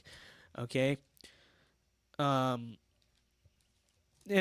frankly, I don't understand why people like live there. It's just like, because I'm not of the opinion of like, oh, it'd be a nice place to live if it was. No, it's just not. I just don't like it. I just don't freaking like it. So, people outside of New York only thinks of New York City. Well, that's true. New York is only New York City. What is there? Buffalo, Albany. Oh, if I'm gonna go to a small town, I'd rather go to a based southern small town, not an upstate New York small town. So, why don't you use a webcam? Listen. Why don't you stop asking questions? Why don't you stop doing that? Oh, and speaking of the camera, it's about to die. So there you go. I don't know. Maybe I'll get a webcam at some point. I'm lazy. I never bought anything different, okay? The 5 freeway sucks. That's true. The 118 is closer to where I grew up. I like that. Okay, it's a nice freeway. But even so, I don't like it. Here in Florida, the interstates, you have these little interstates. They're much better. They're much more fun to drive. Less traffic, usually. Much better. Okay?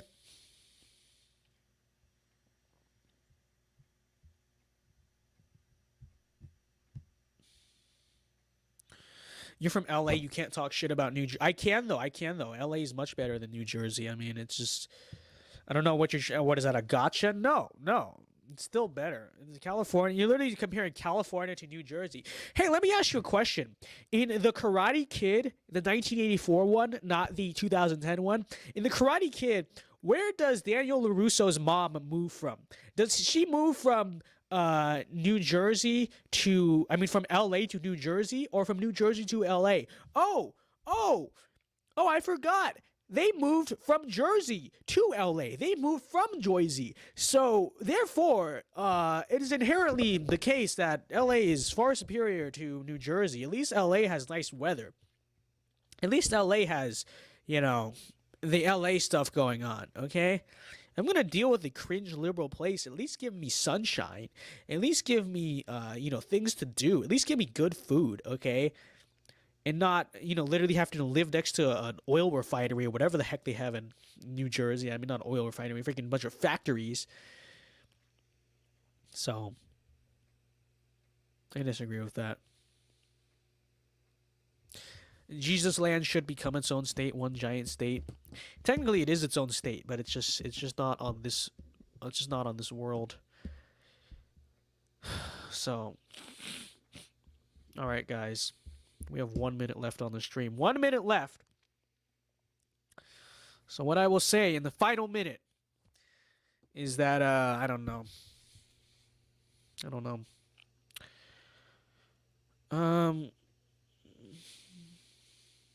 Don't be dumb. There's my final message. There's my high IQ final message tonight. Just don't be dumb. Just don't be cringe. I mean, seriously. There's my take. Wow. What a revolutionary take. I know. So, they want me to keep going. I'm not going to keep going, though. Okay? It's been 3 hours. MAGA Hat Man, you want more VinceDao content? You can become a member. You can watch the recent Woke Christianity video. It's about 40 minutes long. You'll get your content that way. And it's so true. They're going to, when they build statues of Vince because he's, you know, the future Caesar of America. That's what they're going to put on everywhere. So, all right, guys, with that being said, have a good night. I'll see you guys later. Have a good Thanksgiving. I'll probably have content out this week and stuff, but, you know, if you don't watch it, have a good Thanksgiving. See you guys later. God bless and peace.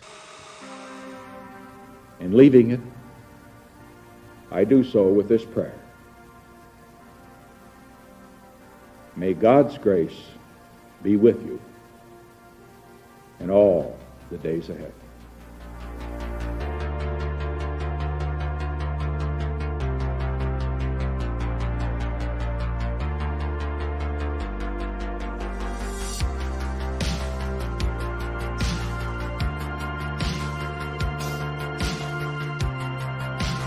He is a globalist, and we are nationalists. He believes in some Pax Universalis. We believe in the old republic. He would put America's wealth and power at the service of some vague new world order. We will put America first. So today we call for a new patriotism, where Americans begin to put the needs of Americans first. For a new nationalism, where in every negotiation, be it arms control or trade, the American side seeks advantage and victory for the United States. And the people of this country need to recapture our capital city of Washington from lobbyists and registered agents of foreign powers who are hired to look out for everybody and everything except the national interest of the United States. And our Western heritage is going to be handed down to future generations and not dumped onto some landfill called multiculturalism.